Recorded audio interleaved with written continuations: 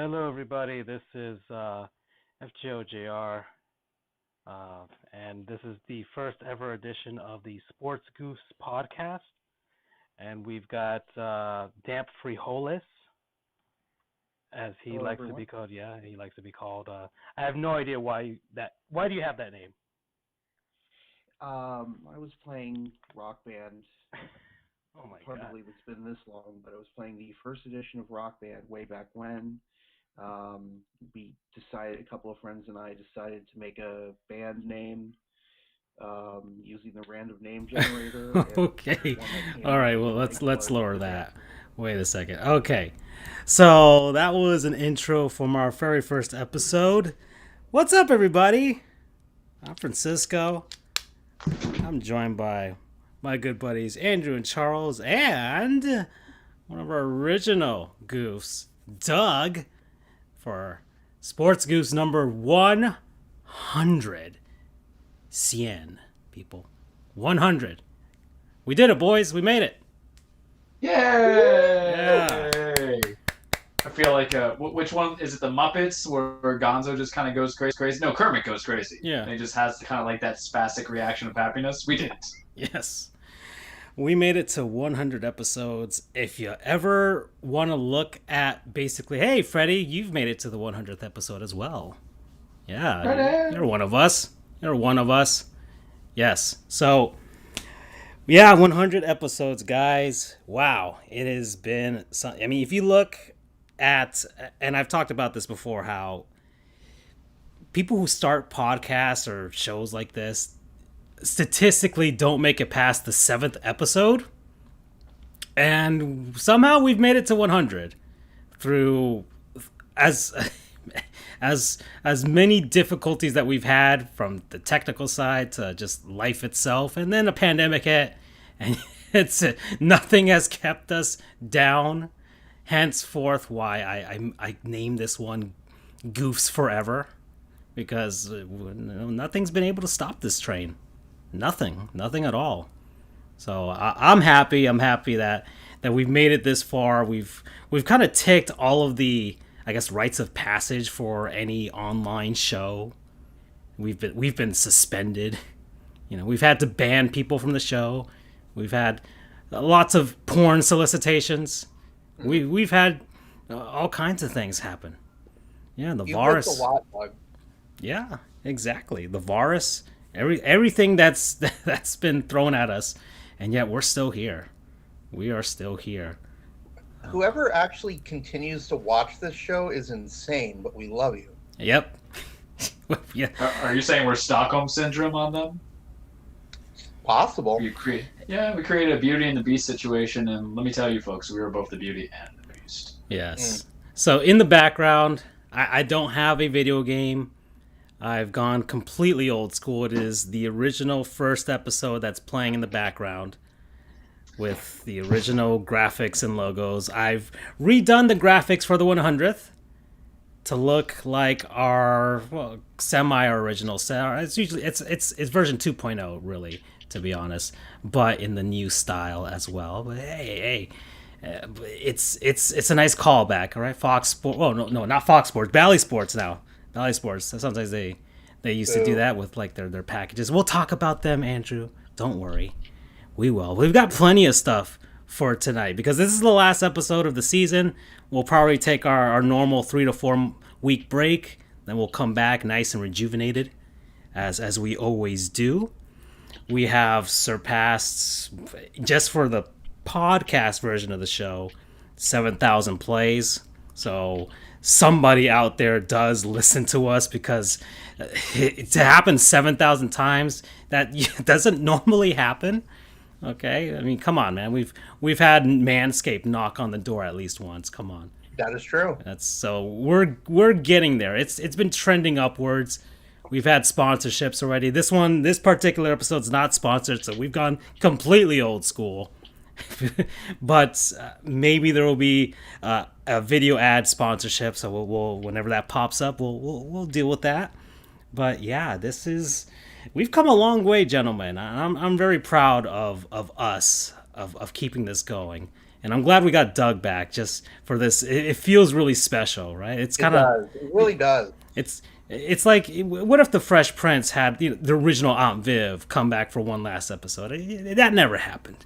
That never happened. That never happened. So it's been great. Oh, but there's no limit to this episode, guys.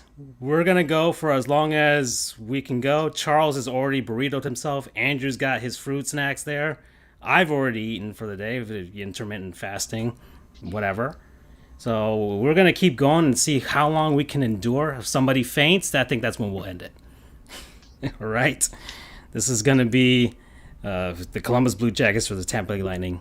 5 overtimes. Let's go. Let's do it. And this is going along. We'll talk about anything and everything. Anything anybody wants to talk about, we got to get it out because we won't be.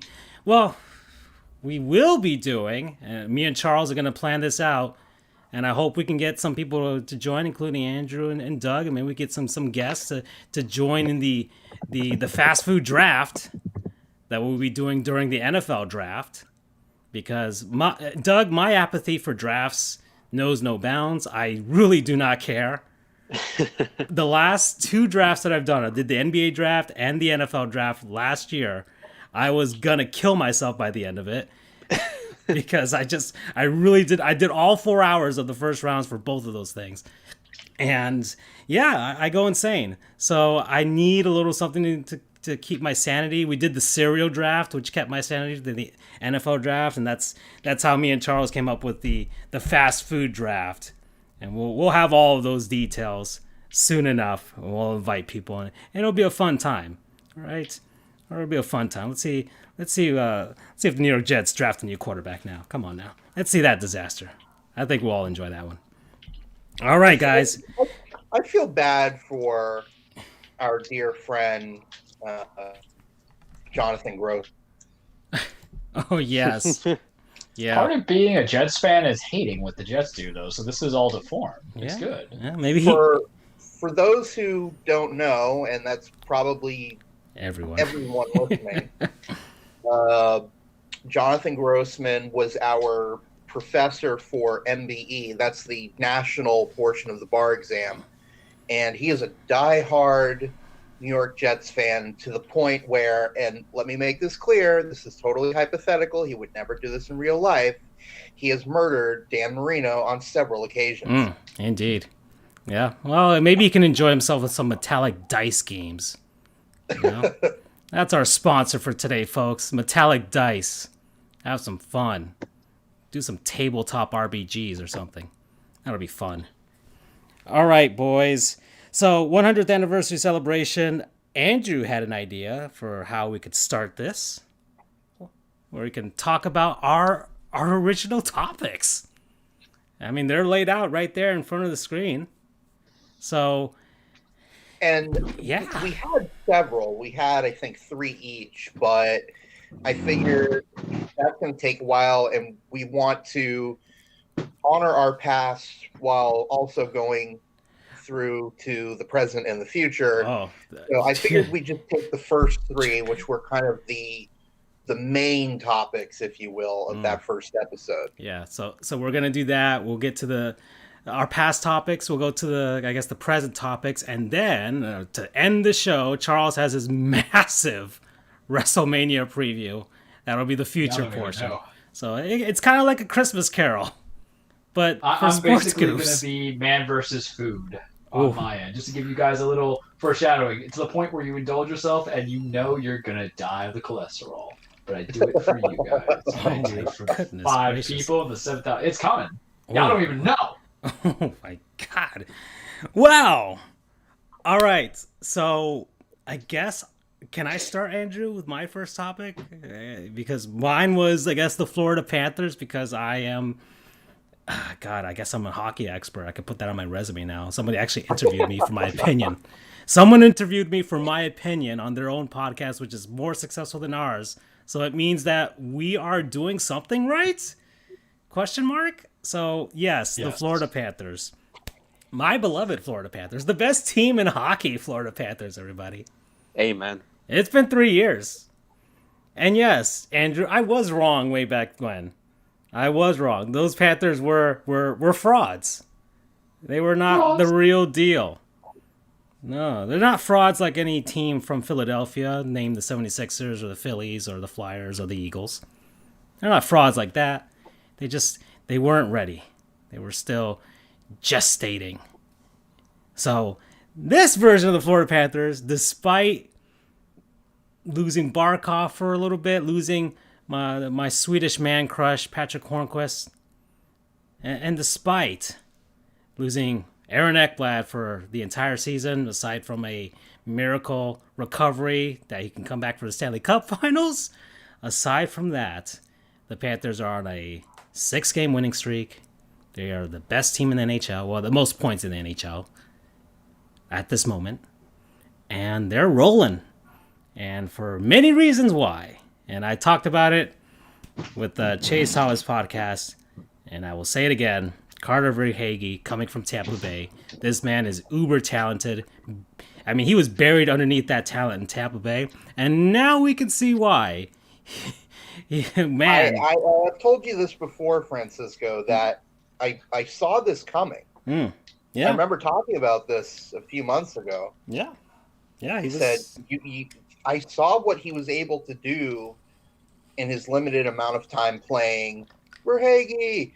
I saw what he was able to do in limited play time during the playoffs last year, and I was bummed when we released him because, he was going to do something special, and sure enough, he about 4 hours to the south, he's killing it. Yeah, he's got the most goals on the team at the moment, and the second most amount of points. Yeah, he's the real deal. We signed him for 2 seasons. I'd like to offer him an extension at this moment. Please, let's offer him an extension. Protect him as well. The expansion draft is coming for Seattle, so I want to protect as many guys as possible. But yeah, Keith Yandel, yeah, he's still doing his thing. Yeah, Patrick Hornquist, Mackenzie Weegar, he's third on the team in points. This man has definitely blossomed this season. Best defensive defenseman on our team too. Just the team I'll tell you this, the biggest difference is this team is actually well balanced with a Hall of Fame coach and Bill Zito as the general manager who worked his way up, is a former attorney, everybody, as well. He's a former attorney. So we can all dream. And I think that's all of our dream, is to one day do something that can make us quit the law game. Because that's my goal in the end for everything. It's like, I can't wait to quit this. So I mean, look at John Cooper, head coach of the Lightning. He was a prosecutor up in Michigan. Yep. And now he's coaching the Stanley Cup, the reigning Stanley Cup champion. Yep. That's the dream, man. That's the dream. That is the dream for sure. Man, okay. But yeah, that's my Florida Panthers thing. Quick, I could talk about them for a long time, but I want to move on. So, Andrew, how's Shaquem Griffin doing? He's doing okay. We talked about them earlier, going to a certain team that you dislike. Yeah, I'm saying this on air. I used to be a Jaguars fan, but I have disowned them after coaching hires they did during this offseason, and people have called me crazy considering that they are about to get a generational talent in Trevor Lawrence. But my morals are stronger and tougher than team success. So whatever. But he's not officially on any team for that matter right now. He was released by the Seahawks. Right now he's just a free agent. And people are speculating that he'll end up going with his brother to Jacksonville. But that was half a month ago and still nothing has officially happened. So we'll see. But still, I mean, it's a bummer. I mean, I don't want to say that Shaquem is a free agent yet. Right. I'm looking at your messages now, Charles. Yeah, just Shaquem went to Jacksonville. People think that Shaquille went to Jacksonville. People think that Shaquem is going to follow, but we don't know. I mean, his stats are honestly kind of pedestrian. I'm looking at him right here. He has correct. He is special teams at best. However, they did bring him in on occasion on third down situations to be kind of a pass rush because he is much quick. He is very quick for his size. So in one instance, he was able to get through the line and actually had a sack with his blitzing brother, which was really cool. The two of them got to him. But yeah, majority of the time he just plays on special teams. Looking at his stats here, he has 25 total tackles, 17 were solo, 8 were assists, and the 1 sack. Whatever PDEF means, he has one of those. Pass deflection. Thank you. And 1 pass deflection. So kind of below average numbers. I mean, to the day I die, think that if he's put in the right situation, that he'll ball out. But for now, at least, that doesn't seem to be the case. So, but nonetheless, regardless of what happens, the fact that this kid who was put down, turned down every step of his life, the fact that he was drafted in the 5th round of the NFL draft, has played 3 seasons in the NFL, he's beaten every single possible odd thrown in his way. So kudos to him. Okay, yeah. And let's resurrect an old segment, huh? The Miami Dolphins are terrible. Remember that segment, guys? It was a weekly segment where I talked about how terrible the Dolphins were. Well, they're not that terrible anymore, guys. I should change it to the New York Jets are terrible. No, that would be like that's a lifelong segment right there. That never ends. That never ends. Well then. Well, Doug, you talked about the Jarvis Landry trade way back when he was traded from the Dolphins to the Browns. How's that turned out for Jarvis, for the Browns, for the Dolphins? Well, I remember I was very passionate. I have very strong feelings about that Jarvis Landry trade and some words for our then GM or president of football operations, Mike Tannenbaum. But so far, it has worked out for Jarvis more so than it has worked out for the Dolphins.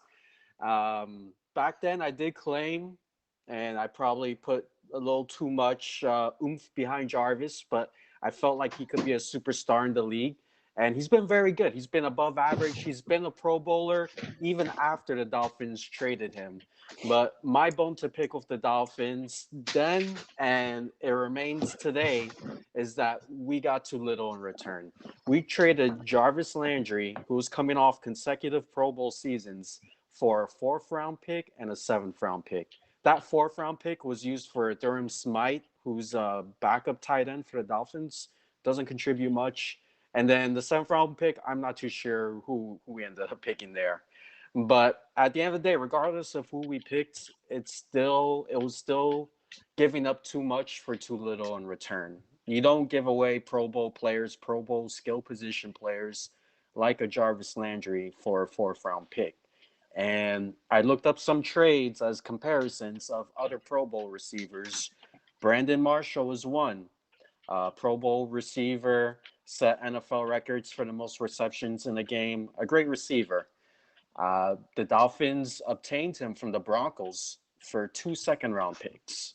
So blows the compensation of what we got from Jarvis Landry. Granted, Brandon Marshall is a better wide receiver than Jarvis, but it continues from there. When the Dolphins later traded him to the Bears, they got 2 third-round picks for him.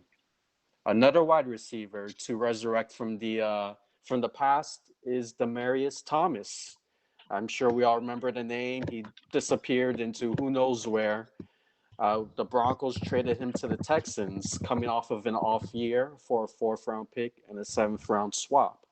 So there was more we could have had for Jarvis Landry. By the way, Brandon Marshall and Demaryius Thomas are both out of the league. They've been out of the league for years. Yeah. Jarvis is still producing now. And going to 2019, looking at his 2019 season where he played in Cleveland with his best buddy, Odell Beckham Jr., I decided to compare their 2 seasons. 2019 is the only season OBJ's had where he's fully healthy. That year, OBJ had 1,035 yards. Jarvis, 1,174. OBJ, 4 touchdowns. Jarvis, 6 touchdowns. And Cleveland gave up a lot more than a 4th-round pick to obtain OBJ. So to this day, I will beat that drum that the Dolphins didn't get what they should have gotten for a perennial Pro Bowl wide receiver. And in the end, it looks like Jarvis won out in that trade. Dolphins stayed losers there. Yeah, still haven't made the playoffs. So. That still haven't made the playoffs, exactly. Got close last season, but still haven't made it. We'll see. We will make it. I have faith. As a true Dolphins fan, my faith is limitless in that there's always next year. So I will say now, we've got next year. Yeah, they actually made me feel good. Just like a nice set of metallic dice games, you know? They actually made me feel good to actually watch them. I had some hope. I'm a pessimistic Dolphins fan. Everyone knows this. This is why there was a segment called The Miami Dolphins Are Terrible. But I like Coach Flores. I think he gets it. Like, he gets it. I think he gets what it takes to be a good coach. I think also to be a nice personality within the community. I mean, he supports all the teams down here. I don't know if you noticed this. He goes to Panthers games. He goes to Marlins games. He goes to Heat games. He's always wearing the hats with the different teams. Because he's been to Boston. I think he's from New York, right? So those cities, if you've ever been to Boston or Chicago or New York, those cities, they support all of their teams. It's something that's kind of missing down here in South Florida. That's because none of the teams are ever good at the same time. But someday, maybe the 2020s is when it's finally happening. All right? So that's the past. Doug, a lot's happened since the 3 years you haven't been on this show. And I'm going to tell you this. All right? I am a religious zealot for our Lord and Savior, Derek Jeter. Okay? He loves him. Yes. He can do no wrong. I mean, how he's do you not biracial love the man? Jesus? Yes, he's a biracial angel. I love the man. I was preaching that man's love since 1996, man. Mm-hmm. I'm just glad Francisco joined on, and then him and Jimmy Butler are going to fuse and have Derek Jeter, Jimmy Butler babies. Yeah. Well, no, Derek Jeter is who I worship religiously. Jimmy Butler is the man that I hope to be buried with one day. Wow. That's a big commitment right there. He is man crush Monday every day. That's for sure. And well, Charles came onto the show and he is a submissive daddy for all of his teams, all of his favorite players. All right. Wow. He gives a lot of what I would consider love to his players, whether it's in his fantasy teams where he gives Bezos his best performers. Justin Jefferson, Darren Waller, they got the big baby Bezos. Mm-hmm. You know, the big Bezos, I would say, for this year. All right. Absolutely. Derek, his Derrick Henry, got the Henry Handies. Yeah, you got several. Mm-hmm. And listen, man. Wow. It's what happens when it's not in the contract. You cannot legally put the handies in a contract. That's sexploitation, I believe, and some trafficking. But I know how to roll because it's coincidental, right? I'm just saying we counted what 7 or 8 Cole jobs last year. Yeah, Garrett Cole and several missed out on Henry opening day. Handies. Almost, man. I mean, look, not to sidetrack it just yet, but to only give up 2 runs. Granted, it was like 5 innings, so that's concerning. But he knew what's up. He's a little rusty. I'm a little rusty. My hand hurts. I'm sorry. But the Henry Handy kind of gave for this for Doug for his background is I'm a Titans fan, and then also more importantly, I drafted Henry in like this first round of my fantasy draft, and he was just crushing it, and it caused me to crush my elbow, but we made a shirt out of it. Yeah, that's right. Yeah, I really there is a merch store, Doug. There is a merch store where you can buy a T-shirt with the Henry Handy on it. Oh, that has to be a top seller. Absolutely. So there's that, and Andrew's our moral compass on the show, but he has a secret underground. I think. Right. Several crimes. Really, it's not just drugs. It's all kinds of things. Human trafficking. There's a lot of things there. He smuggles people onto the show against their will. Yeah, that's a go to smuggler. Yeah, he's the one who brings in the guests that we do get on the show, and I am for sure certain it is against their will. So he's basically the Spike Spiegel. He went on a mysterious after he took the bar the last time in February. He went on a mysterious trip to Central Florida, and he said he was going there for vacation, but and he's like, yeah, I'm gonna go visit UCF. I think UCF was code for something. It might be a front. I think the University of Central Florida is just a front for his grand criminal empire. UCF is Unified Coke Front. Is that what you're saying? Maybe, I don't know. So essentially, it's underground. I'm going to let you guys in on a little secret since it's just the 3 of us and Freddie listening. UCF stands for Underground Cocaine Front. Okay. Oh boy. There you go. Yeah. So Andrew is the official bagman for the show. Yep. Mm-hmm. Okay. I'm the Nevin Shapiro of our show. Oh. Yeah. Strippers on yachts and everything. No, he hasn't invited us to those yet. But I don't want Jimmy to get angry. COVID. Plausible deniability, fellas. Come on. Okay. So that's... I mean, Paul Pierce would call up Andrew. Ooh, yeah. Ooh, how to do it. Oh, yeah, baby.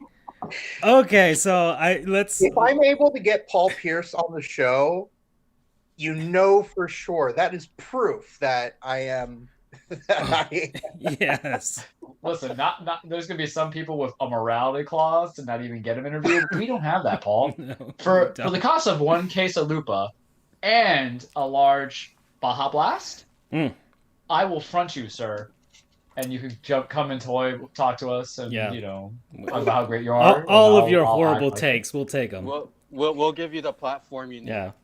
Yeah, exactly. I'll superimpose Ray Allen in the background. We won't be like Jalen Rose, and he was just listing off all the things Dwayne Wade was better at than Paul Pierce live on air. We won't be like that.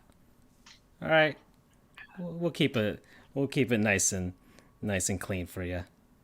Okay, so so now that was the past. Let's get to the present, guys. There's sports happen. I watched a ton of sports this past week. I watched baseball for sure. I think I've watched every one of the Marlins games so far, except for the one that's going on right now during the show. So I'm not watching that at the moment. Hey, the Panthers are up 1-0 as well, so that's going down as well. I think the Heat played tonight too. It's a glorious time for sports. Yeah, you just got all the teams playing all at once. You don't even know what to watch. Indeed, and you got that. So I watched all the Marlins games. I watched 3 of the Heat games against the Pacers, the Warriors, and the Cavs. Saw 1 of the Panthers games against the Jackets. I didn't see the final yesterday between the men's basketball, Gonzaga and Baylor. You didn't miss a damn thing. Good. I watched Gonzaga versus UCLA because Andrew was like, you got to watch this game. And if Andrew is telling me to watch a basketball game, then I got to watch it. Andrew is Mr. Basketball, and we say that ironically or sarcastically or whatever you want to say. Okay, Doug. So he's definitely not Mr. Basketball. Although we have nominated him as the new GM of the Orlando Magic. That is true. No, the And Magic making some moves in the trade deadline. So yeah, we interesting to see. we talked about that, and They're making what's it called? The little what's the bar when you're dancing and you try to go under the bar? Hula limbo. bar. Limbo. They're doing the limbo dance. How low can they go? Yeah. So, yeah. Then I saw the final with the women's basketball game, Arizona versus Stanford. So that Fantastic game. Yeah, that had a fantastic finish as well. So that's what I saw, guys. Pretty darn sure you guys saw a bunch of stuff too. Anything stick out? I mean, opening day Yankees, that hurt my heart. You know, in the background noise put on ESPN as I'm just kind of reviewing cases that kind of start up and seeing my little GC trying to get a little HJ from me. It was a little CJ for the GC. I think that's what the new season will call it. No, we like cold jobs. It's fun. I didn't watch any Heat games because I don't have, at least because I don't have cable. Essentially, I just stream a lot of stuff. But I watched a lot of college basketball, and because of how the men's final occurred, it makes me feel validated to what I said when March Madness was beginning, that like it's just trash now. I don't care.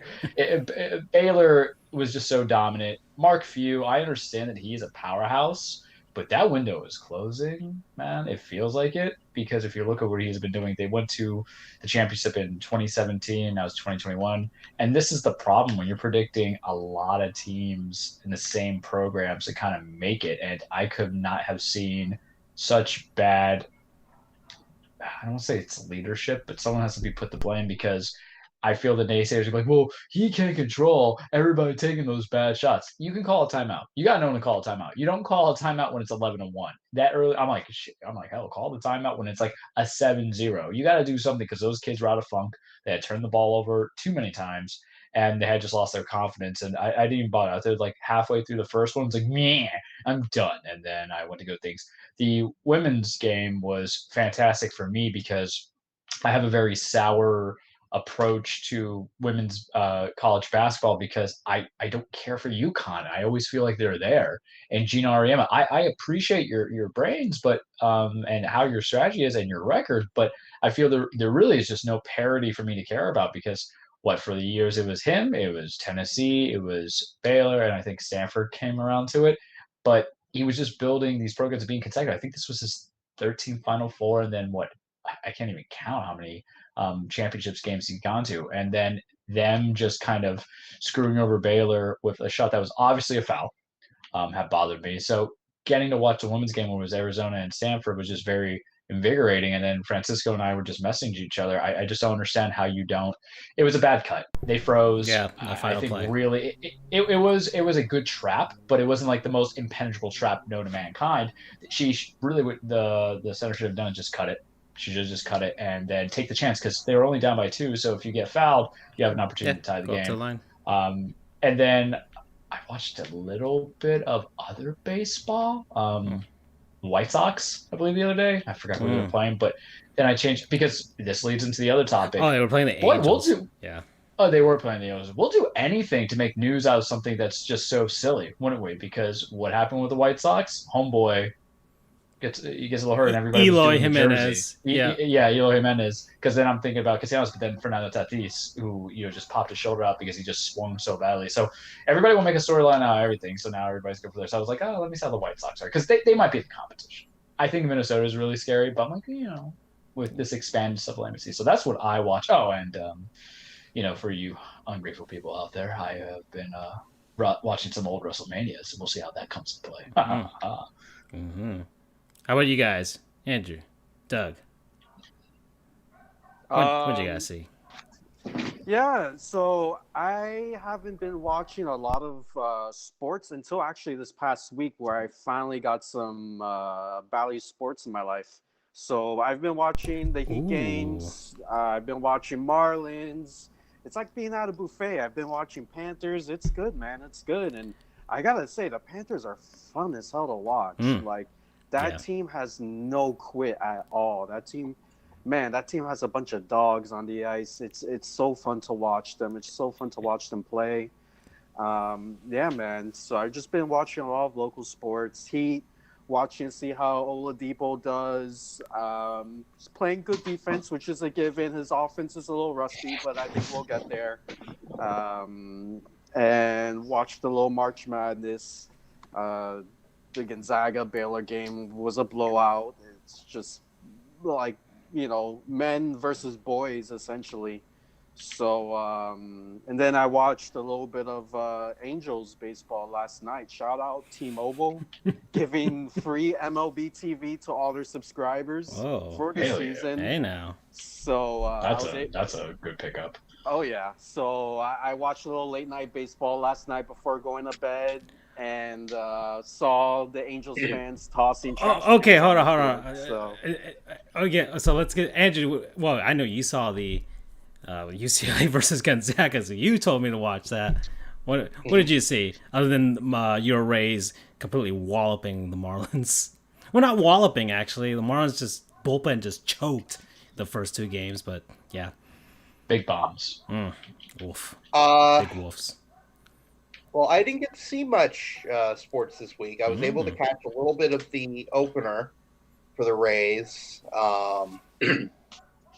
Saw the Austin Meadows home run in that game, which was nice. Gut-wrenching. How's it that you guys make Marlins Park seem small? Excuse me, sir. It's Lone Depot. Oh, gosh, darn it. That's right, Lone Depot Park. We talked about this. No. It's not Lone Depot Park. It's Lone Depot Park. Okay. Are you guys talking about Joe Robbie? It's a pro player stadium, guys. Come on. There we go. Yeah, National Car Rental Center. It'll always be pro player for me because that's the name when the Marlins went for the 2003 World Series when I was a fan. Yeah. So okay, all right. Okay, so sorry, Andrew. So I saw the trail end of the UCLA Gonzaga game. I saw the trail end. That's kind of my MO, is that if something exciting is going on, I will catch the tail end of it, unless it's one of the teams that I follow. So I saw the tail end of the Stanford, Arizona game, the tail end of the UCLA Gonzaga game. I watched the second half of the final, which was a big mistake. It looked like it was going to go somewhere when the Zags brought it down to a 9-point deficit, but then they just fell apart. So it was like, that was a waste of time. Yeah. Should have just gotten some D&D dice from Metallic Dice Games, Exactly. That would have been a much better use of your time. I think, and nothing against the Zags. It's tough to go undefeated, and they had a hell of a season in spite of that final loss. But I think I would have rather been pelted to death with Metallic Dice than watch that game. Yeah. Oh, you can get 10% off exclusive D&D dice, So I can get a few more Metallic Dice for the price of what I normally would have done. Yeah, exactly. All right. And that was the extent of my sports watching. Okay, so I do want to, because Doug kind of pushed us into it, I want to do a small segment here. I want to do the real MVP. Yes. I have several here, but this one is new that just popped up.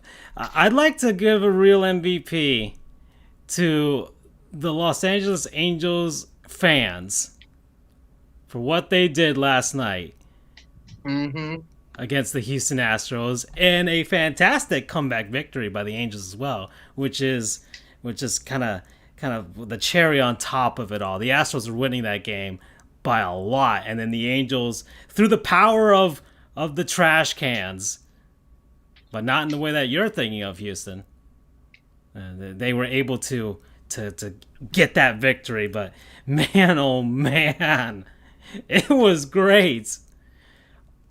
Guys. Can we talk a minute? Well, finish your thought, and then I have another Angels thought. Oh, okay. Well, the Angels are doing well for the first time in forever.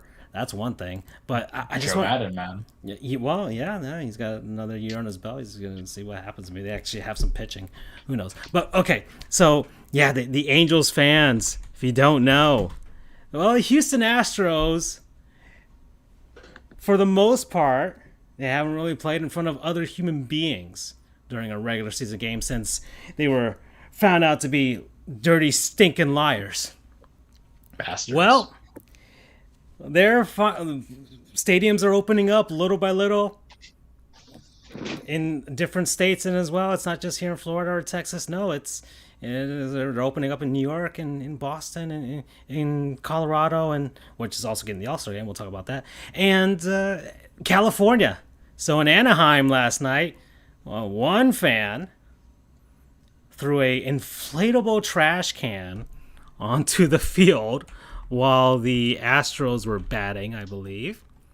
So that was one. I think it was like during like the 5th or 6th inning or something. And then I think maybe an inning or two later, another fan threw an actual trash can, I think from the actual stadium. And threw it onto the field as well in right field. And people were absolutely going nuts for it. Nobody was against it. I'm sure they threw the two people out, but you whatever, man. Well, where's their crowdfunding site so we can pay for their bail for sure? Because those people are the real MVPs. So the Los Angeles Angels fans, thank you. Thank you for getting it started, by the way. This isn't going to be over, guys. This is not going to be over. The Astros have yet to go to New York. They didn't go to the Bronx, baby. We didn't play them all last year. Revenge. Please tell me the Astros are playing in Philly this year. I don't think they're playing in Philly, but I think the interleague plays only within the divisions. So I think they might actually be going to Los Angeles to face the Dodgers. We have to actually see that. I don't know if anybody can look that up while we talk about this. But yeah, the Astros. I'm going to take a peek at it. Yeah, see what their schedule is like. Do they go to LA to face the Dodgers? Because that is going to be insane, especially if it's like late in the season where most people are vaccinated and maybe the stadium capacity is up. Even 50% would be insane, especially at Dodger Stadium, which is the biggest ballpark in baseball. August 3rd and 4th, they're going to LA. So that's going to be clear as day. Oh my god! When do they go to New York to face the Yankees? Would you believe? Once again, Paymaker Revenge Tour 2020 that got converted to 2021 is not going to freaking happen. What? Oh, you kidding? Oh, that's right. Wait. It's only no. How is it not happening? How are they not playing the Astros? I'm looking at their schedule now. Because for 2021. So this is just a quick list of the AL teams that they're playing. White Sox, Cleveland, Texas, Seattle, Minnesota, Angels, Kansas, all teams. Seattle, Kansas, Texas, Seattle, Angels, Texas, Angels, Oakland, Tampa, Oakland. Their last game is set for Sunday, October 3rd against the Oakland A's. Not one, folks, but 2 years in a row I haven't denied my revenge. So it's not like a full, like you don't face every American League team this year? I'm not seeing it. Unless they kind of split it. Hold on. Maybe I'm stupid. The ESPN has it weird where they're going on like both halves. I just don't understand when they do it. Thank you, Doug. May 4th, 5th, and 6th at New York. Ooh. We come. That is. Revenge tour. Ooh, that might be in time for our new season. July 9th, 10th, and 11th. Yeah, I don't understand why ESPN just didn't give like a small thing. I'm like reading into it and I got so excited because I was looking for our things. Interesting, they're playing Boston as well, so I want to see how the Astros kind of lick the, and I'm just say it right now, I don't care our life, lick the anus of a certain manager in Boston that got rehired who should never be allowed back in the game. Yeah, I said it. Yeah, I'm ready. All right, May the fourth be with you. Oh, you're gonna see the evil empire. That's an ESPN game too. Oh boy. We got a Tuesday game on ESPN. I'm gonna come back from court. I'll be all heated. Oh I'll my be ready. God. Be ready, boys. I'm I don't know if ready. we haven't planned out when we're gonna come back for the actual official next season, not the fast food draft, but we'll plan it out. I don't know if we want to, or we could just do a watch party of the game and just sit down and be like, we'll start the next week after, we'll watch this game. Who knows? We'll see. But it'll be nice and fun to watch for sure. Oh man. Oh, this is... as fun as that's going to be. We will have to say farewell to a dear friend on May 4th as well. Yahoo Answers is going to officially close. Oh dear Lord. Oh my! One must die for the other one could survive, and that's gonna be the Yankees' hopes and dreams. Because right now the Astros are just too consistently good. Because Dusty Baker is a great human being and leading a terrible franchise. Okay, so yes, Angels fans, good job. The other MVP I got here. All these seem to be baseball related because it's been opening day. And we didn't really talk about baseball at any point during spring training, or we didn't even do a preview. So I guess this is our big baseball thing before we get into the break. But the people keeping, every human being that's been keeping the Castellanos drive into deep left field meme alive. Y'all remember? Y'all should know this. Mm-hmm. The Tom Brenneman getting fired literally on air last season for some bad remarks that he made, and it's been fun. It's been hilarious. I have to say, and that'll make it a 4-0 ball game. It is what man, baseball Twitter. It has been nothing but hilarity for sure. People. As much as a lot of people think baseball is boring, I think our generation and the Zoomers, if Rob Manfred doesn't stop being a frickin' moron, and we're going to get to Gottlieb's Goons at some point, if he doesn't stop being a frickin' moron and just lets us take over, please, then we can make the game fun again. And I think it'll be time, man. Sheesh. It's gonna be hilarious, and there was, I'm trying to find it on our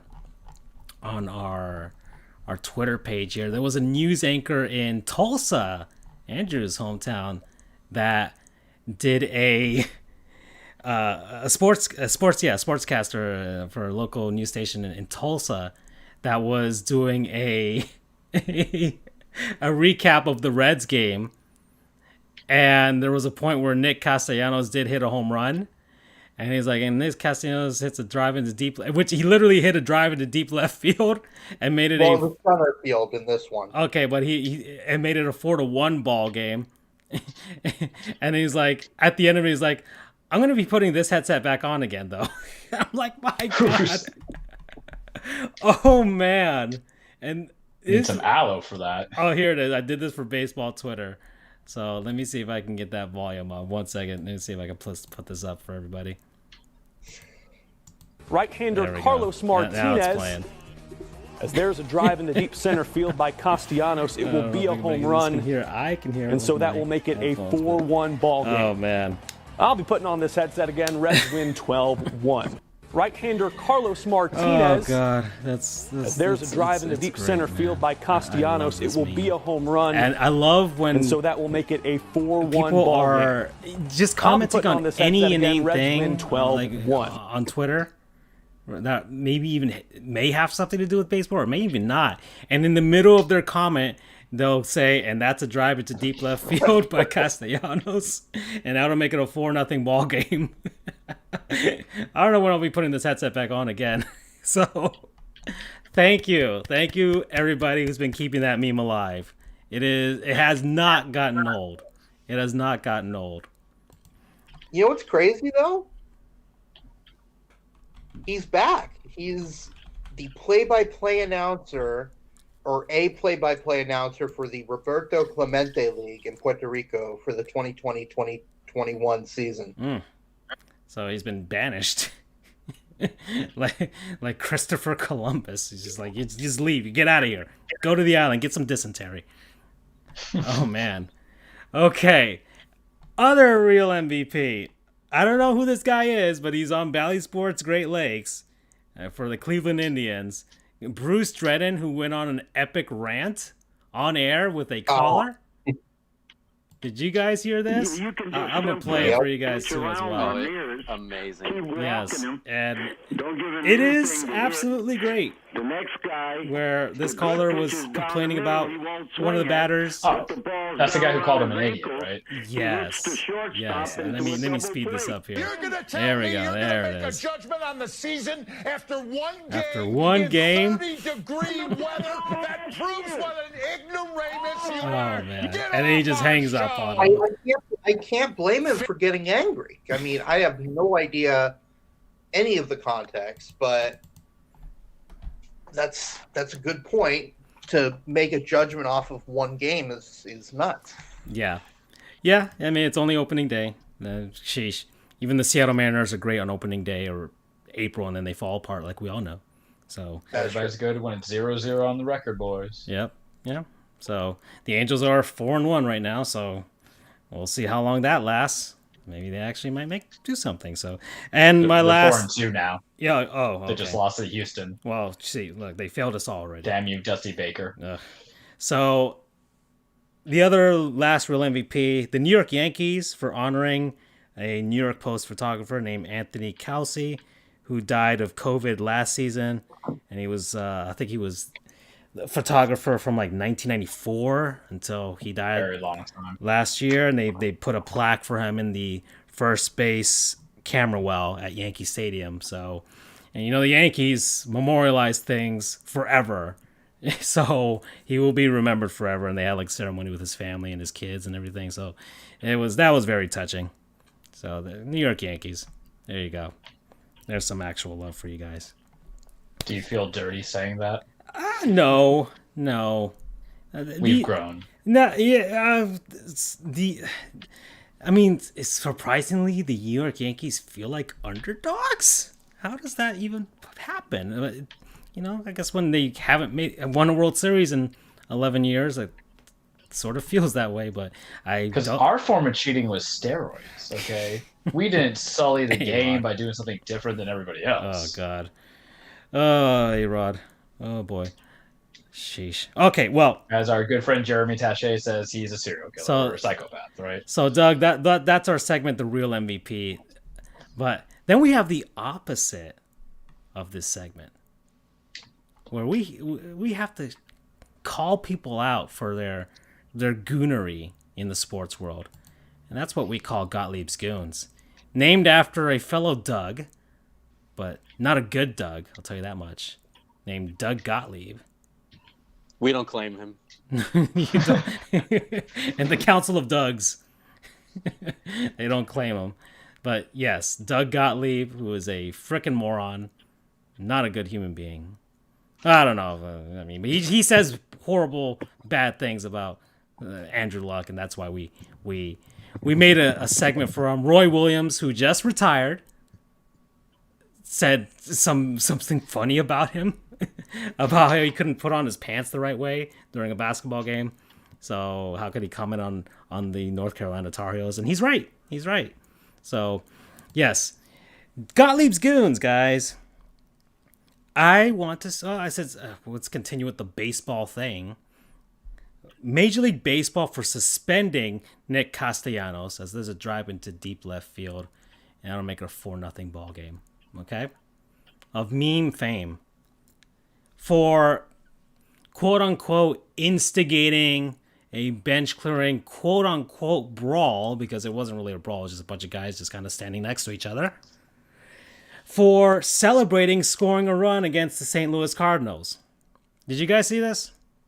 Mm-hmm. Yep. All right. That's too much. I mean, I understand Castellanos flexing on the pitcher, whatever. And everything that happened there, none of that is suspension worthy, in my opinion. That's just the MLB becoming the Brian McCanns of baseball. Oh, that's a good name.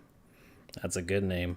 Yeah, Nick Castellanos just flexing. Nothing. He didn't push him. He just kind of yelled at him. And I like Jun Lee's comment here. He basically did what every NBA player does every night whenever they dunk on somebody. So, I mean, come on, man.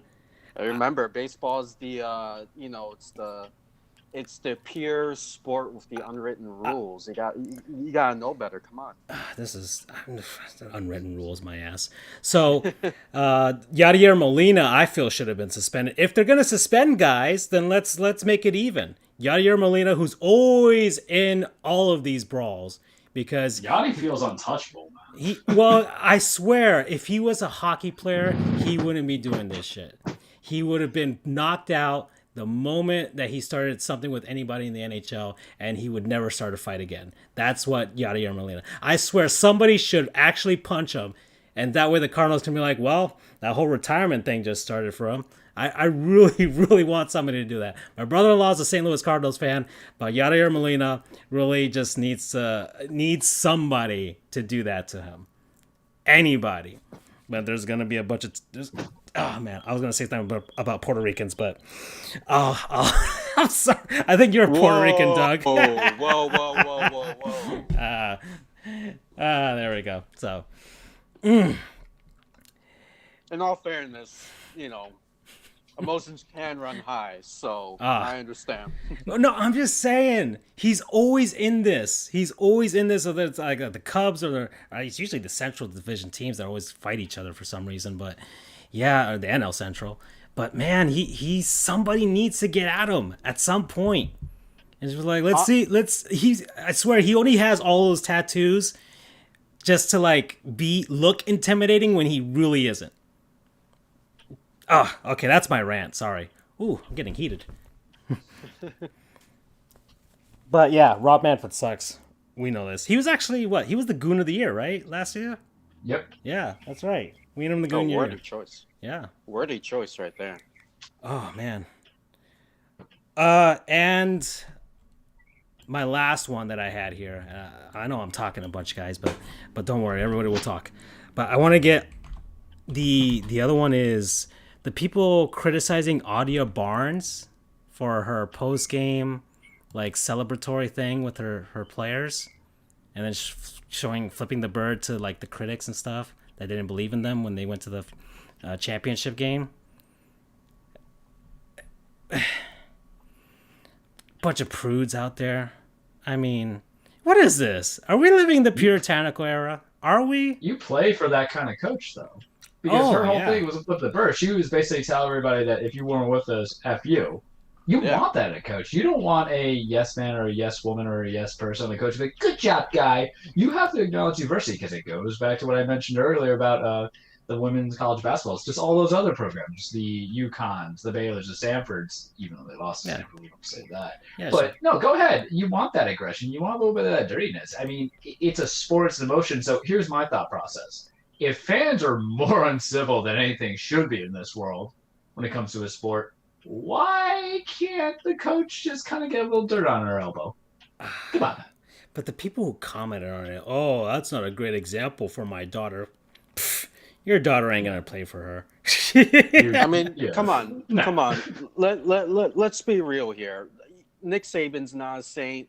Bobby Knight is not a saint. God knows what Bobby Knight. He drew chairs at his own players, for goodness sake. I love a coach that gets fired up. I love the coach that preaches the mantra, us versus the world. Come on. This is sports. If you're upset at this, you can't be a sports fan. But, I mean... is an F-bomb? I mean, sheesh, people clutching pearls like they've never heard the F-bomb uttered by a coach at a sporting event? Sheesh, there are little league coaches that are throwing F-bombs and fighting each other. Women's basketball is very hypocritical, though, because why? Brittany Griner. Love her. If there's any basketball player that I will always remember is her punching the other girl straight in the face. And they were like, nah, we can't do that. But You literally like complain about how women's basketball is not akin to men's basketball, and Malice at the Palace, baby. And I mean, I personally love Malice at the Palace. I'll tell you that. Absolutely. Right now, yeah, so like, I forget the whole guy getting punched in the face by Jermaine O'Neal. You step up to a guy that's 7'1", you learn. You learn. But it's just, they're so hypocritical, and there's a way and a class of how you do things. I'm like, no, man. Like, you want to play for that purpose, because you know what? When you're getting recruited, you look at everything, you're like, that's the coach, that's the person right there. But can we just quit with the whole dichotomy of, you have to be akin to things, because these are young women who, and the coaches, I'm presuming too, she looked young to me, not like old a la Roy Williams, who's now retiring. Enjoy retirement. UNC screwed. That's fantastic. But you want to you don't want to hide who you are. You don't put on the fake retail face. You don't put on the fake retail voice for your players. Why? Because no one buys into that. It's the same way of Adam Gase.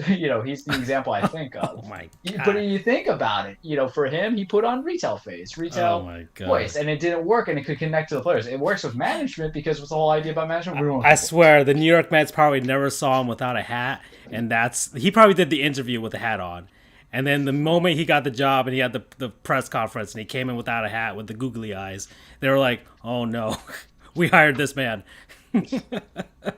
He short-circuited, but they just got to let it go. I think, if she's definitely, it's a coach that you care about, I think, a little bit, because now I had to be like, who is she? Go to her name. I watched that video. And it made me want to see her team win. And they almost did. I was cheering for them. That's why I made her my you go girl. You see how that segued, guys? You see, I told you. Perfect. I told you I was planning for this episode. I tried really hard. I really did.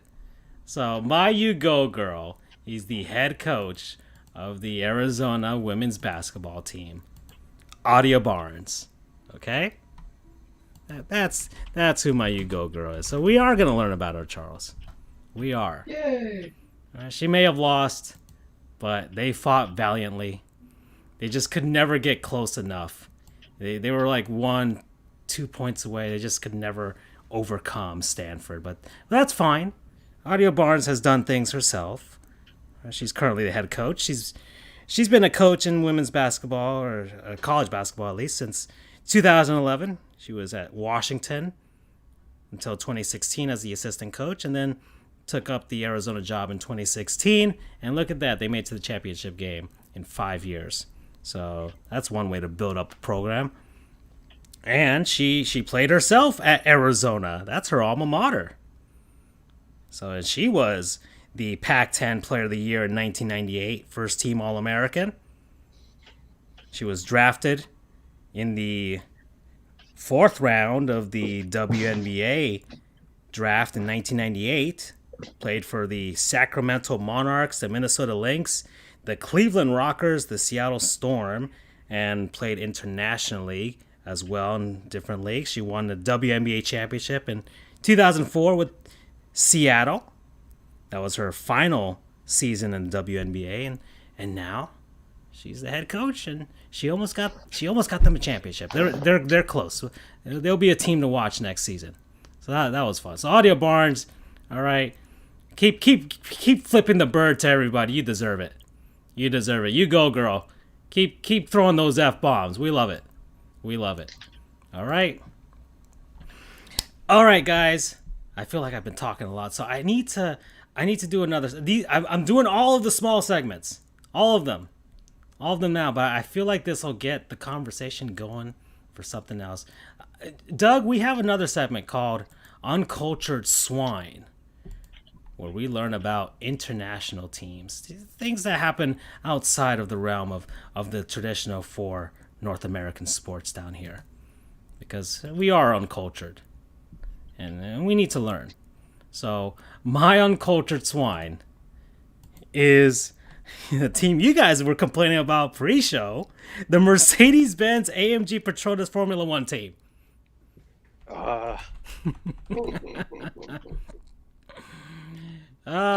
Gentlemen, Mercedes. They were first in Formula One back in 1954.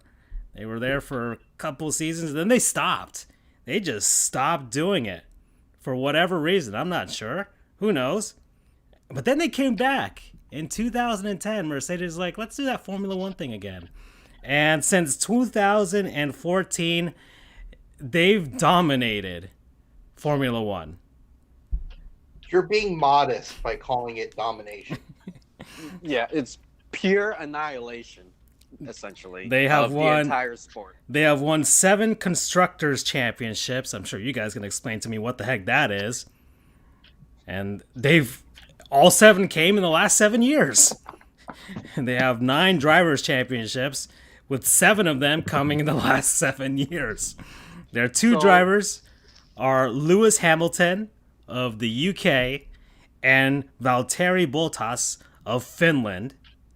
They have 116 first place finishes, 85 fastest laps, 126 pole positions. They are known as the Silver Arrows, and they are based out of Brackley, England.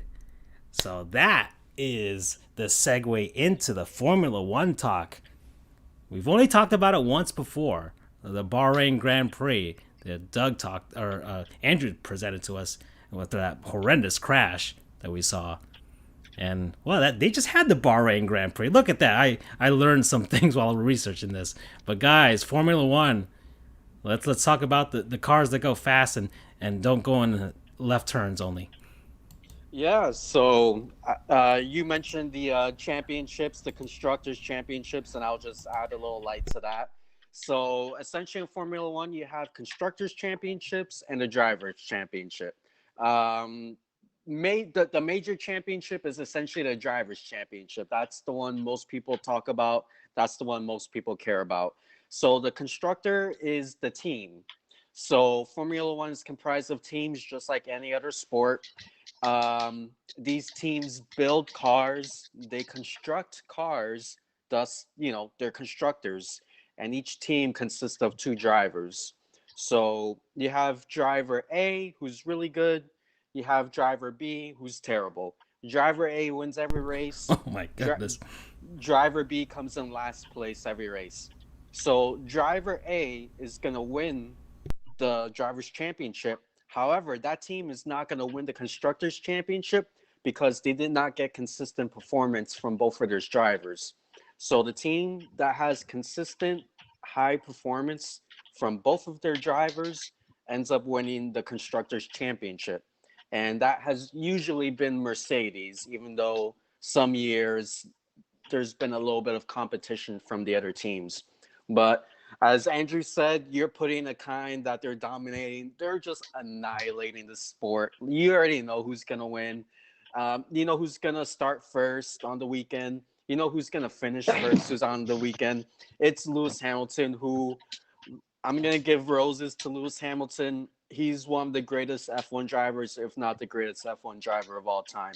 Now, that might ruffle some feathers for some F1 purists who have grown up in the days of Ayrton Senna and all these amazing, all-time drivers, but no one has put on the dominating performance like Lewis Hamilton has. It's one thing to have the best car, but it's another thing to get consistent results, and that's what this man has done for almost 9 straight years. There was one year where his teammate won the championship, Nico Rosberg, but aside from that, he's just been lights out every single year. This year, however, there's a little more competition. Like you said, the Bahrain Grand Prix was the opening Grand Prix for this season. It was actually looking like a Red Bull weekend until Max Verstappen was having a issue with his differential, and he couldn't put all the power down coming out of the turns. So Mercedes kind of surprised everybody and took that victory. But I have my fingers crossed. Andrew, I know you have your fingers crossed. Hopefully the season's a little more competitive, and maybe, just maybe, Mercedes' reign might come to an end. Yeah, I'm with you there. I think the team to really look at, and they've been kind of the number 2. Well, they've been the number 2 team for the past few seasons. And as a matter of fact, actually, before Mercedes' reign of dominance, they had won, I think, 4 constructors in a row. But that team would be Red Bull. I think for the first time in a long time, I think they have a legitimate chance of actually winning. And that's saying something since they've been the closest team to Mercedes. And the reason why is because they actually have a good B driver, if you will. Just kind of filling in Francisco and Charles here. Their A driver, their main driver is Max Verstappen out of the Netherlands. Kid's a beast. Absolutely. There's a good chance that when Hamilton retires, that he'll win a good number. He'll win a good number of championships. It's only a matter of time. I agree. I think he's like, what, 23? It's crazy. Yep, 23. I want to say he started Formula One racing at the top level at 18 years old, which is absolutely mind-blowing for an 18-year-old to be driving in the highest level of motorsport. The kid is a natural, and in terms of pure talent, Lewis Hamilton has the results, but Verstappen in that same car, it would be unbelievable. Yeah, and the weird thing about F1 is that I guess case in point here, I'm gonna run it back to last season. And I'm saying more as an explainer for Francisco and Charles, since you know exactly what I'm talking about. So there was a kid. Can they outdrive a blue turtle shell? That's basically me and Charles. Is anything that's outside of like, okay, Mario Kart or even F-Zero. And we're like, yeah. Well, honestly, considering last season, I feel like Haas was victim of a blue turtle shell all the time, and they weren't even in first place. But anyway, there's a kid driving for the Williams team, which is probably the worst team. His name's George Russell. And how Formula One works is the bigger teams have kind of feeder teams as well, sort of. Like, for example, Ferrari's feeder is Alfa Romeo, Red Bull's feeder is Alfa Tauri, and Mercedes' feeder is Williams. So Lewis Hamilton had to miss 2 races toward the end of last season because he had the virus. And Mercedes elected to bring up George Russell to fill his slot, basically kind of testing the water, see, is this kid worth bringing up when Hamilton retires? And, Russell is good, but he is stuck in a really shitty car. So I don't think he ever scored points. The second that they put him into the Mercedes, he's getting pole position. He's almost winning races, almost because Mercedes had uncharacteristic mess ups. So there's honestly a constant debate of, is it the driver or is it the car that determines how good a driver does. So to Doug's point, if you put Verstappen in a Mercedes, he would just be, I don't even know what. You couldn't even, I don't think anyone could comprehend how well he would be doing. But anyway, I saw a couple of videos about why Red Bull is doing so well, and they think it's due to some of the regulation change holds. That's and all right, this is like a mix of this is like a whole Learn a Goof segment, basically, guys. Yeah, I'm trying to figure out, like, I thought all of them kind of drove the same car, but not even close. And that's really what I thought. Yep. That's what I thought.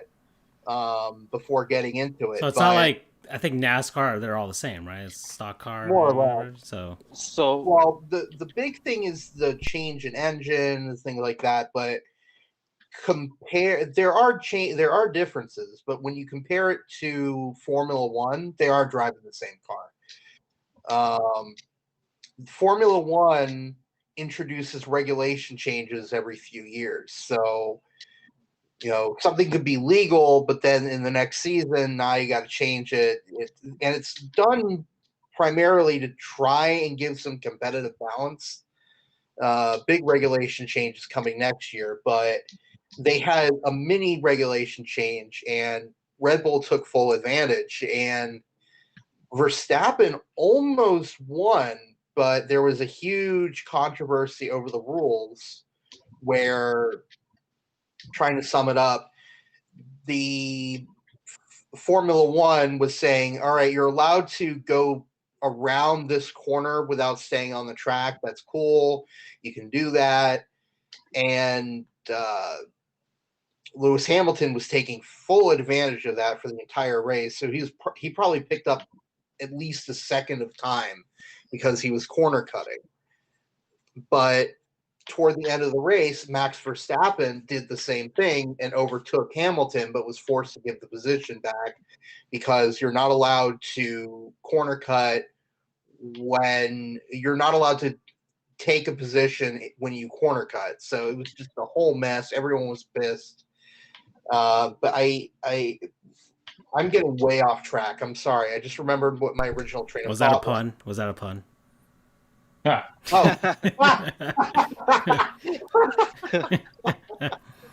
Yeah. Good call. Dad jokes on Sports Goofs. But the reason why I think that Red Bull will actually have a chance at winning the constructors is because of their second driver. In the past, they brought up guys from AlphaTauri, and like I said, they kept it all within the family, if you will.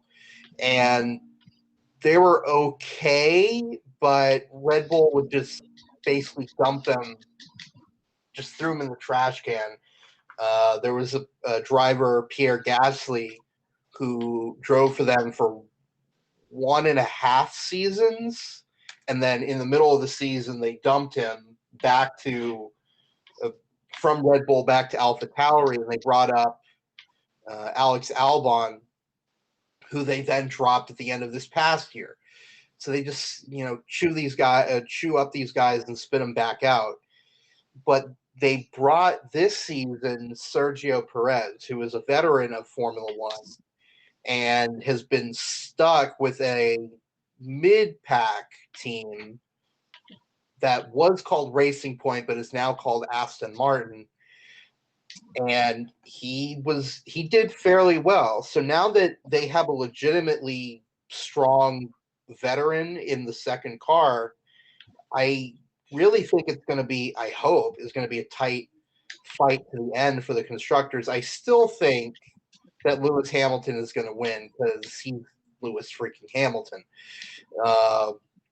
The question is, can Verstappen get a few wins under his belt? Can he get consistent podiums? And more importantly, can Perez outdo Bottas? And if he does, that I think you'll see a lot of 1, 2, 3, 4 Mercedes Red Bulls. What would you say, Doug? Yeah, I agree with everything you said. In the past few years, Red Bull has suffered from a lack of production from their second driver, whether it was Pierre Gasly or Alex Albon. And that's not to say those aren't talented drivers. Those are very talented drivers. But it goes to show you what a beast Max Verstappen is. The other drivers are spinning out. They can't handle the car. And these are guys that are at the top of their game. And Max Verstappen is making it look like a Sunday drive, challenging for a win. So they finally have a second driver this year who has the experience, and I believe he has the mental fortitude to be able to get the best out of the car each and every weekend. He has that underdog mentality of scrapping from the back and fighting to the front. So I think it's going to be a good season. I do have a sneaking suspicion. A 1A, 1B sort of deal. Yep. for the first few years of Verstappen's career, back when he was a rookie. It was the first, gosh, I think the first 2 years of Verstappen's career.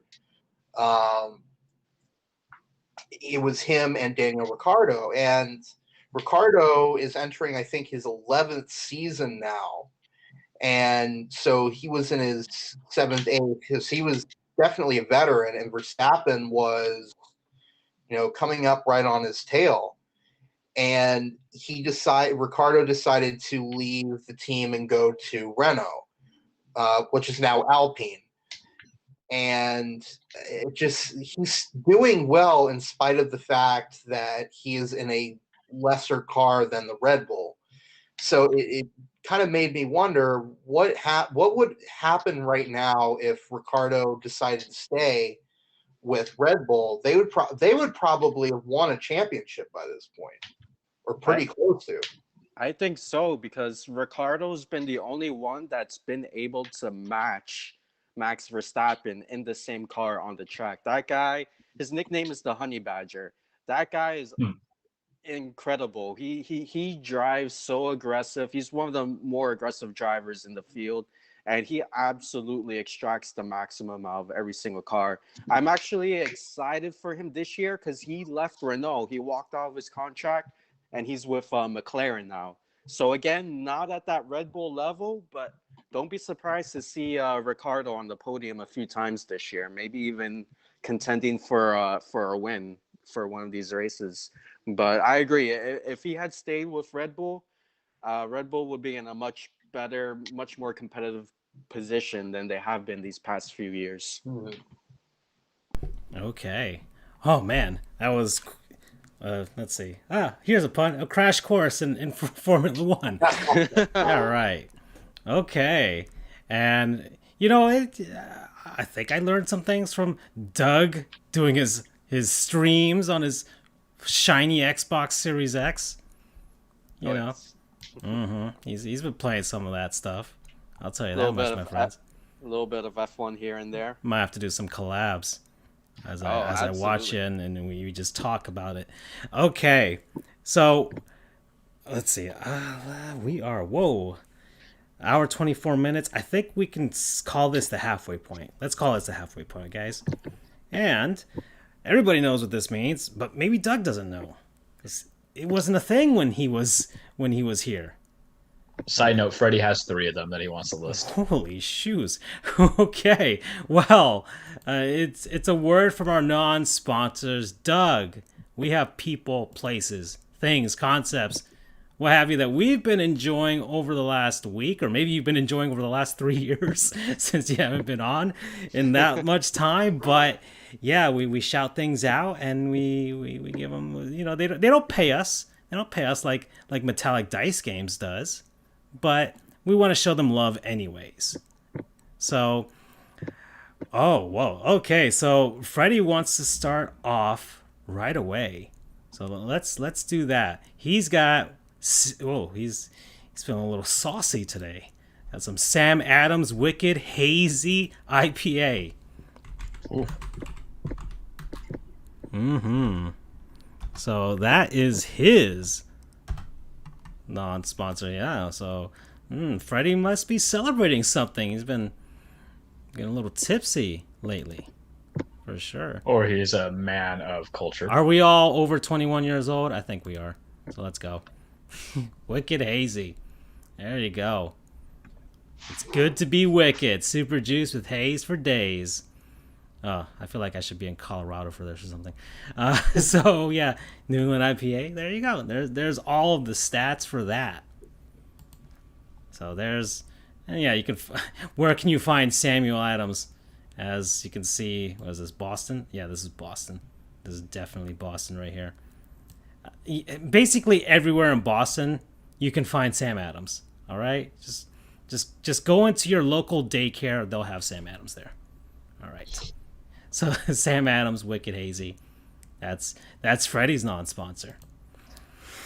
Oh boy. So who wants to go next? Who wants to present something that you've been enjoying?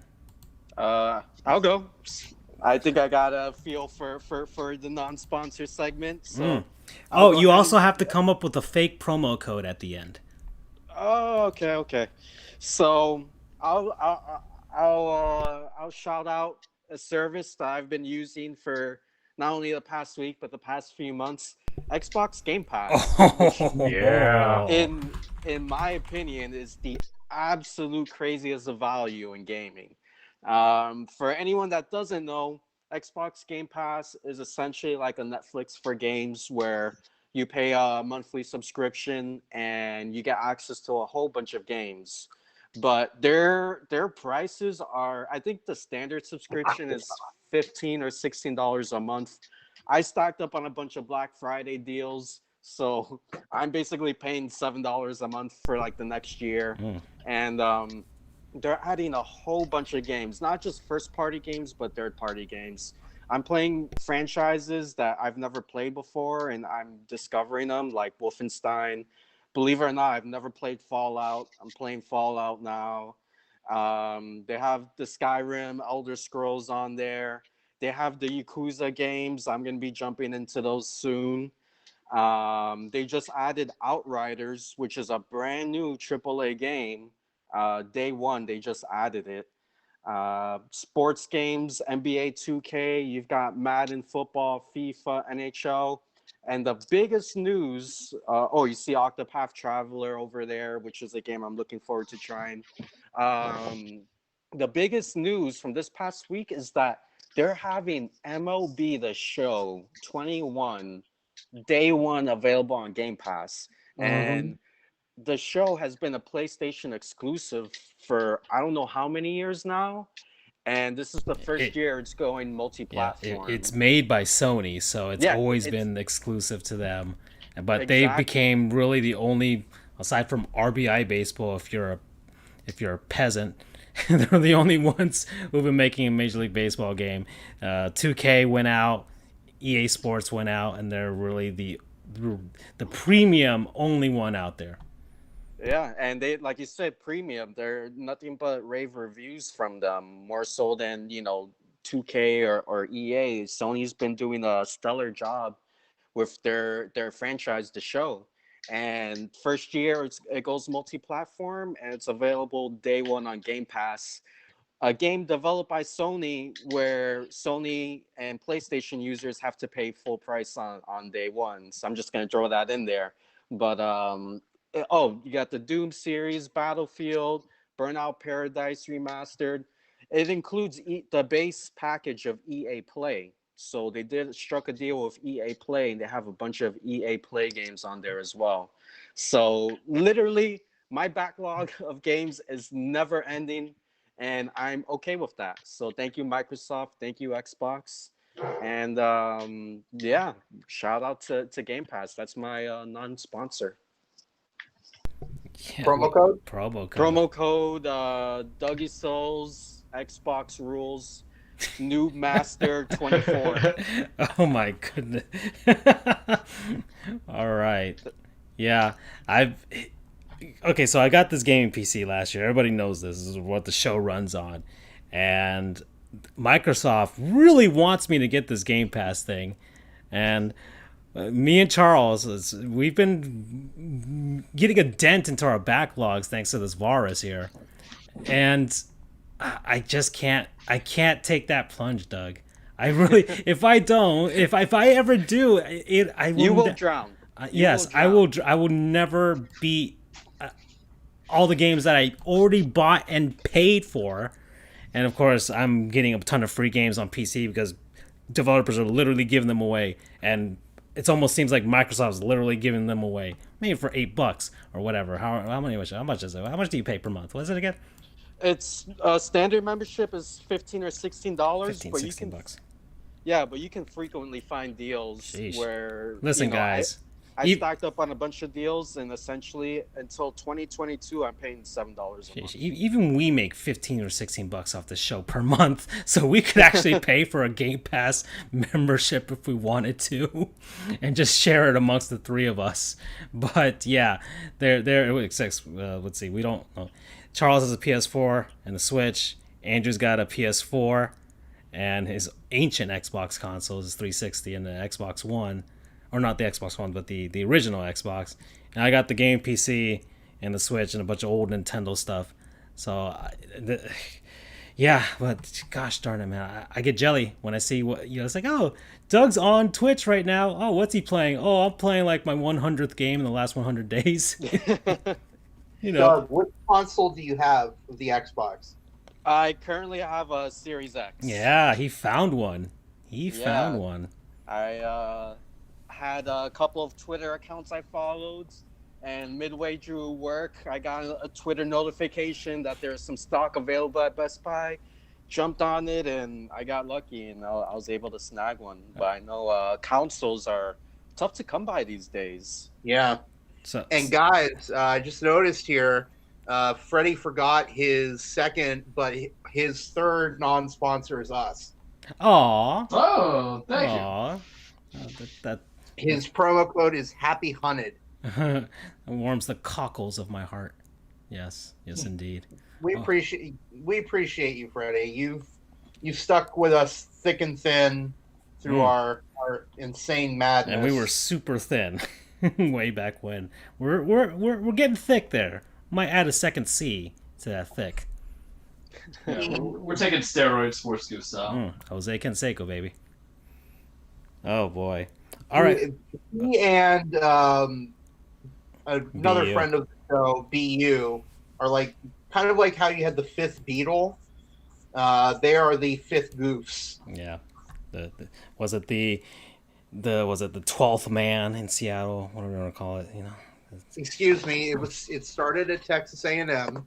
Yeah, but and actually Jimbo Seattle goes there, so who cares? Seattle basically leases scouts that pays royalties to Texas A&M to use that. Well, who wants to go next? I'll go next. So, real quick update. Cold job alert. We're close to getting one, guys. It's 3-0 right now, middle of 6. Let's see. Cole has pitched 6 innings, 12 strikeouts, no runs, no errors, just 4 hits. Let's see our team updates real quick. The Rays are up 2-1 on Boston at the moment. Let's see. The Panthers are up 1-0 on the Hurricanes. They have yet to beat them this year, so I hope that happens. The Lightning are losing to the Jackets 2-0, so they're in what I would consider a slump for them. And yes, the cold job. They've been in a slump for a while. Yeah, the cold job is at a 3-0 lead right now for the Yanks over the Orioles. Holy crap! The Reds are spanking the Pirates 14-0. Sheesh. All right, and the Marlins are winning 2-0 over St. Louis. Hey. They have a big inning going right now. Oh, fantastic! And how are the Heat doing? Where are they? That game starts at... They're playing... Who are they playing? Memphis? Yeah. Memphis. Yeah. Okay. So they should win that game, but I don't know. It's 37-34 Memphis. Okay. Well, they'll pull away. They'll find a way. This will be the depot. This is the depot game, guys. This is where it happens. Culture. This is where it happens. Let's go. Okay. All right, Charles, go ahead. So, boys, I'm a sellout. Because I was going. It's the 100th episode, so it kind of has to mean something to me. It was something that isn't kind of random, but isn't something I've kind of talked about, but also has a purpose for a lot of people. So there's been 2 things that's been going on in my life over the weekend, right? The first step is I have fallen into the terrible cycle of watching television on my YouTube, like little snippets, little scenes. A particular show, and I loved it. You always hear it being a masterclass of a show, but you always feel like it's a little slept on because not everybody likes to talk about loving inner city Baltimore drug dealers like I do, apparently. And I've been watching clips of The Wire like crazy. I own The Wire on DVD. Back when you bought stuff on DVD, I own that stuff. It's so good. 2 shows that really just kind of foundationally developed me into my like of what true entertainment ought to be in great screenwriting and acting was The Wire on HBO and The Shield on FX. Mind you, I did love Rescue Me and Nip Tuck, but those are different reasons. They're kind of goofy. One was a Dickensian tale about drug dealers and drug lords and corrupt politicians and cops, and one was just a Shakespearean tragedy in the Shield. With Jesus Christ, that stuff still messes up my head. But I find The Wire to be very quotable. I work in a field where maybe I see some of that action, a little bit. So I've been just subjected to it. And then over the weekend, I saw Kong versus Godzilla, Godzilla versus Kong. So how do I see this, you guys? And how can I see The Wire? HBO Max. Plain and simple. Yeah. I'm selling out. I have it. I saw Godzilla versus Kong. It's really kind of stupid for the first hour, and then the next hour it's really good. The fights are fine, but once you get it, it's more of a Kong movie. I don't know why even Godzilla's name into it, but the fights are ridiculous. It's like a 6, but it's a popcorn flick 6, so really it pushes it to like a 7. But HBO Max, the problem is there's too many streams, so you have to decide what you want to do. Amazon Prime or Amazon Video, I don't even consider it as part of the thing because really that's just an additional package for paying for Prime. So you have to look into hard. Is it Netflix? Is it Hulu? There's Paramount Plus. I think Freddie B. You and I had talked about on prior shows. We now have Peacock, which I have to get for WWE. I have to pick like a favorite child sometimes and what to devote my time on. Hulu's where my anime is. I finished up season 4 of My Hero Academia last night. And, Attack on Titan's going to get continued because I now realize I have seasons 2, 3, and 4 to watch. But I want to watch The Wire. I'm getting back into it. The last time I had rewatched it was when we were in law schools. First year for me, I had got up to season 1, episode 10 after Kima gets shot. And it is just fantastic. So I guess it's like a love letter to The Wire and to HBO Max. But you could watch it. You don't have to go and buy DVDs. You don't have to go to your local FYE, which probably has those box sets, if you want to watch that. If you want to watch Kong versus Godzilla, Godzilla versus Kong. You want to watch a 1932 movie called Vampires. Me and my buddy were like, what the hell is all this stuff? If you want to see every bad superhero movie in a very overrated Zack Snyder cut, I'm saying, didn't watch it. I have no need to. 4 hours? This ain't Goodfellas. This ain't The Irishman. This isn't Lord of the Rings, 2 Towers Extended Edition. It's just a guy being able to buffer in the stuff that he messed up on in the first time with a bad screenplay that was already probably bad when he wrote it. And Josh Whedon probably crapped it. Mind you, I did like Justice League as a popcorn flick. So if you want to watch some popcorn flicks, if you want to see HBO Max original series like Harley Quinn, which is actually quite witty and hilarious. If you got a superhero heart on the way I have every time I see Garrett Cole on the mound, because he's my Superman. You can watch Titans. You could watch the original Batman the Animated Series. I own that on Blu-ray. Batman Beyond, Superman Adventures. You can watch all those fun little things. You like a little bit of drama in your life? Let's see a little bit of drama. You want going on? They have a whole collection. They even have anime. So once I finish Attack on Titan season 2, 3, and 4, and I heard part 4 is getting a part 2, they gotta quit this stuff on me. Maybe I'll watch Jujutsu Kaisen because I've heard nothing but hysterical stuff about that. I would like it. And because they have a deal with Crunchyroll, you can watch so much stuff of it. You pay like $15 a month. That's a Taco Bell a week for Charles. I can do it, and it's gonna allow me to watch The Wire. I'm gonna continue off where I left off too. It's like 56 episodes or 56 minutes episode.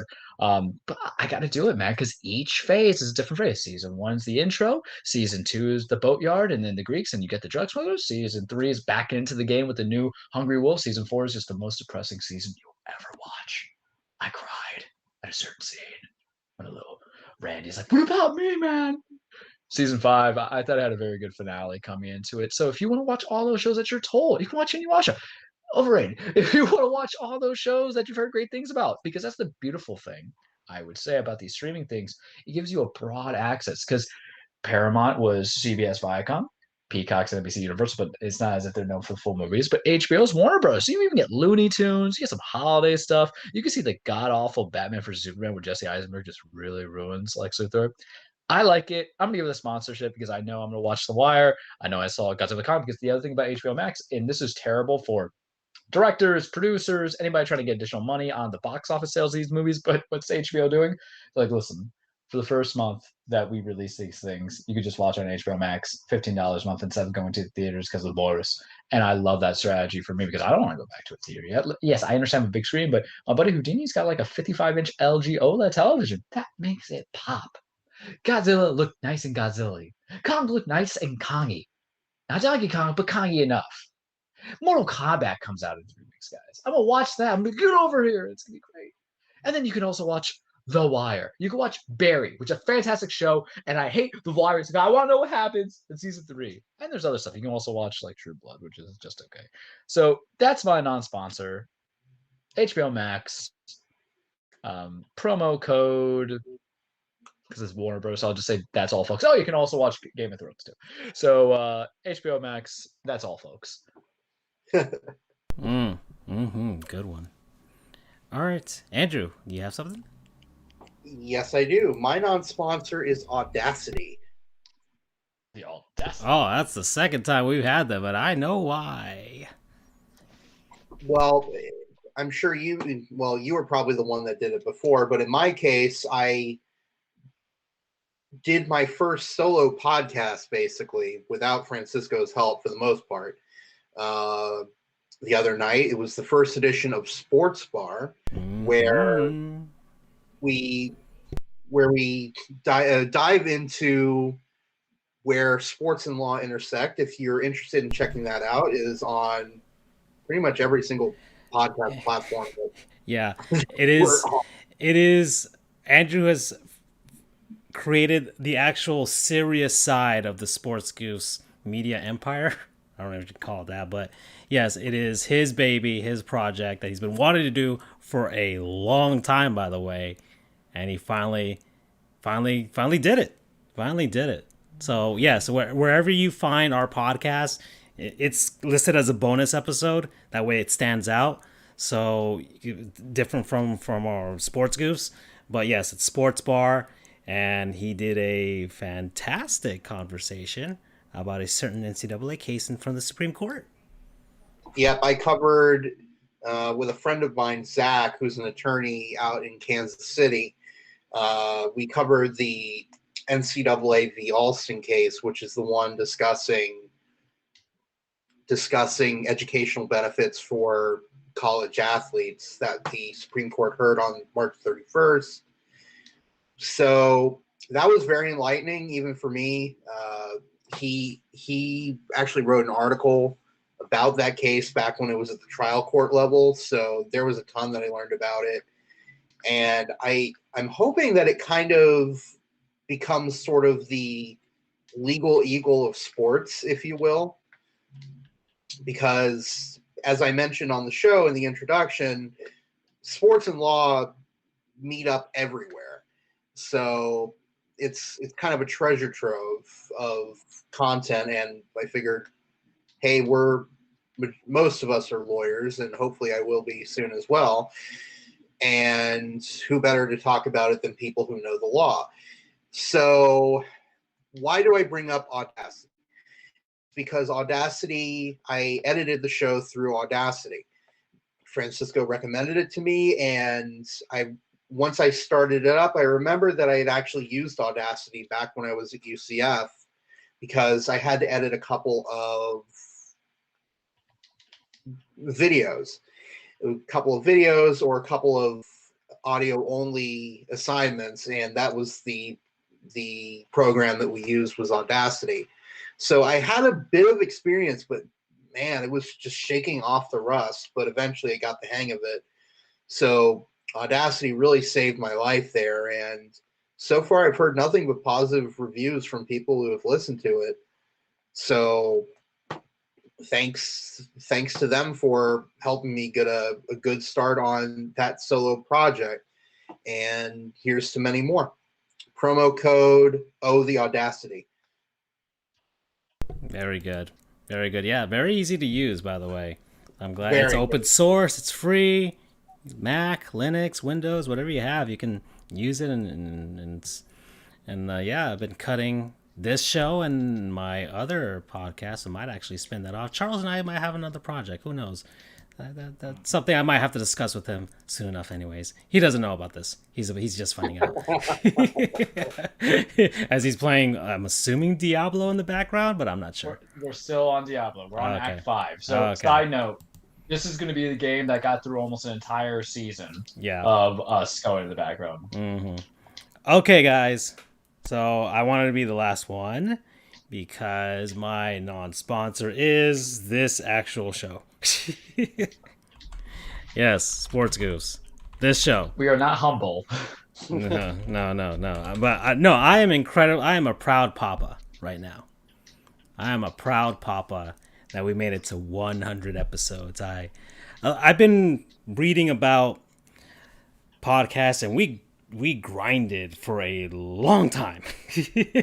We tried to make it on YouTube and all this other stuff, and it was hard. But then there was a big change that we made back in October when I'm like, we used to be on SoundCloud. That's what we used to be on. But SoundCloud wouldn't allow us to have all of our episodes on there without paying, and like, I don't want to actually put money into this venture, do I? So like, this was all just for fun. This is what we made it for, you know? It wasn't for making money. But then I'm like, oh, let me look around. And I heard about another, and I heard about Anchor. Okay, let's put all the things there. And Anchor was like, oh, there's no limits here. You know, just only the limit as far as like how the size of the file for each episode, but no limit to how many episodes you can have. And I'm like, okay, I will spend the next month to convert every single one of our episodes into podcast format. And we had 80 at that point. I'm like, this is going to take a while. So luckily the virus hit and I was able to have time to do all of that. And when all of that happened, when it was starting, it was like, okay, the numbers weren't that high. And I'm like, oh, okay, whatever. You know, kind of used to it by now. But then something hit in December. And I showed the guys, like there was a graph. There was a graph that went straight up into the sky, kind of like Dogecoin, which I'm hoping keeps going straight up into the sky. Please go high. I need to become a millionaire in 5 years, please. So yes, that happened, and it was a huge surprise for us. And then it was kind of it steadied, and now it's consistent as to what it is, and we're trending in the right direction, and we started making money a little bit on the side. We went to Taco Bell to celebrate, you know, like it was delicious. I am happy with the way it gave us a second win, really, because we went through the pandemic where we were just grasping at straws as to what we could talk about when there was nothing else going on. We went through all of that. Like, this show could have ended last year. It really could have. There were points where it could have. But gosh darn it, we need to keep going for some reason. We were just stubborn. We just like, let's just keep going. Let's just keep doing it. It was fun. It was fun for us. And now it's become something more. Now it's like, hey, people are knocking on the door. Hey, Andrew's got his spin out there. Hey, Charles is a wrestling guru now. And so we actually had somebody ask him a question about his wrestling expertise. Like, things have happened, and I don't think it would have happened if we didn't do this show. So opportunities have opened up, and I'm looking forward to what the next 100 could be. And I think we'll get there faster than 3 years, because we did have a long pause and some pauses here and there, but I think we will have slightly more steady pace unless something else happens in this apocalypse that we're having. Who knows? But regardless, I'm a proud papa right now, guys. I am. So as are we all. Yeah, this has been great. And promo code, and there's a driver to deep left field by Castellanos, and it's now a 4-0 ball game. I don't know when I'll put this headset on again, so that's the promo code. We'll probably be in a month or so, yeah?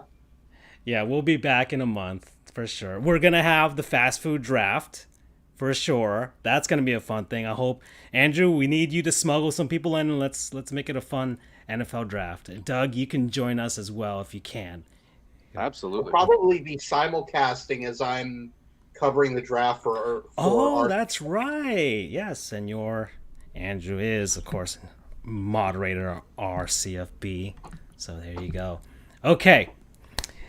So that's, yeah. Oh man, this is a long show, guys. This is a long show. If anybody needs to go, what? It's fine. That's okay. But we're not done by any means whatsoever. I do have some other stuff here, guys. I guess something that happened over the weekend that was, I guess, kind of big in sports media was Bally Sports started. Yeah, okay. Bally in the Valley? Yes, Bally Sports, everybody. No more Fox Sports, at least regionally. I think the regular Fox Sports channel, FS1, is still alive, I think, right? Or am I wrong about that? FS1's still alive. Okay, because I don't think anybody the, watches FS1 anyways, but still. No. It was just the regional Fox networks, which they sold. Fox ended up selling to Disney at first, and then Disney sold it to the Sinclair Group. Okay, all right. So that's what happened. So a bunch of what was formerly Fox Sports, most of them transferred over to become Bally Sports, including us down here in Florida, with Bally Sports Florida and Bally Sports Sun now. Used to be Fox Sports Sun and Fox Sports Florida, and a long time ago used to be Sports Channel Florida and the Sunshine Network, if anybody remembers that. I remember the Sunshine Network from the 90s. Yeah. That's a callback. That is some ancient stuff right there. Of course, I am the Marlins historian, so I have to remember stuff like that. But okay. What do you guys think? Reviews of Bally Sports so far after, like, what? It's been a week, right? It's been a week now since they made a change. So don't you all start at once? Come on now. I can't comment on it because I haven't watched anything on it. Like I said, I'm stuck to Sling when it comes to any kind of my basic stuff. Mm-hmm. So, I'm limited. I've seen the Twitter feeds Doug, from you, from Jeremy, but that's about it. Doug, I guess you just came onto, I guess, a cable package subscription just now, so you got all of this stuff back. So you hadn't, I guess you hadn't really seen much of Fox Sports lately, but now you see Bally Sports. What do you think of it? I had Fox Sports for exactly one day before we transitioned to the atrocity that is Bally Sports. And first off, let me just pay tribute here. I'm going to play some terrible audio. It may not come through okay, but just pay tribute to the Fox Sports team real quick.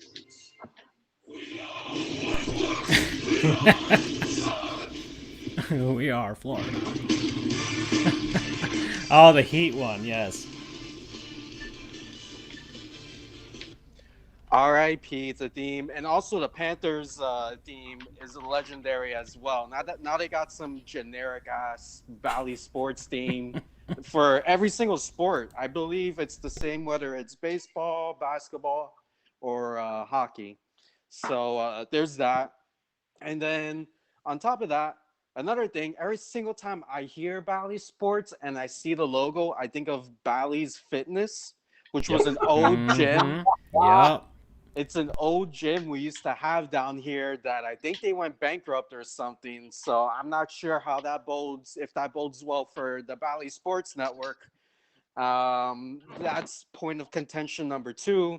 And then the biggest point of contention I have is their on-screen graphics for the games, their scoring graphics. My God, it's the same logo. I'm looking at it right now. Oh, absolutely. Yeah, it's the same thing. I guess they own the brand, I'm assuming. So from what I heard, Sinclair... They used to make arcade cabinets too, or pinball cabinets. Right. They're primarily a casino company, I believe. They're involved in sports gambling and sports betting. So apparently Sinclair, the media group, reached an agreement with Bally's Entertainment for them to brand their name on the regional sports networks.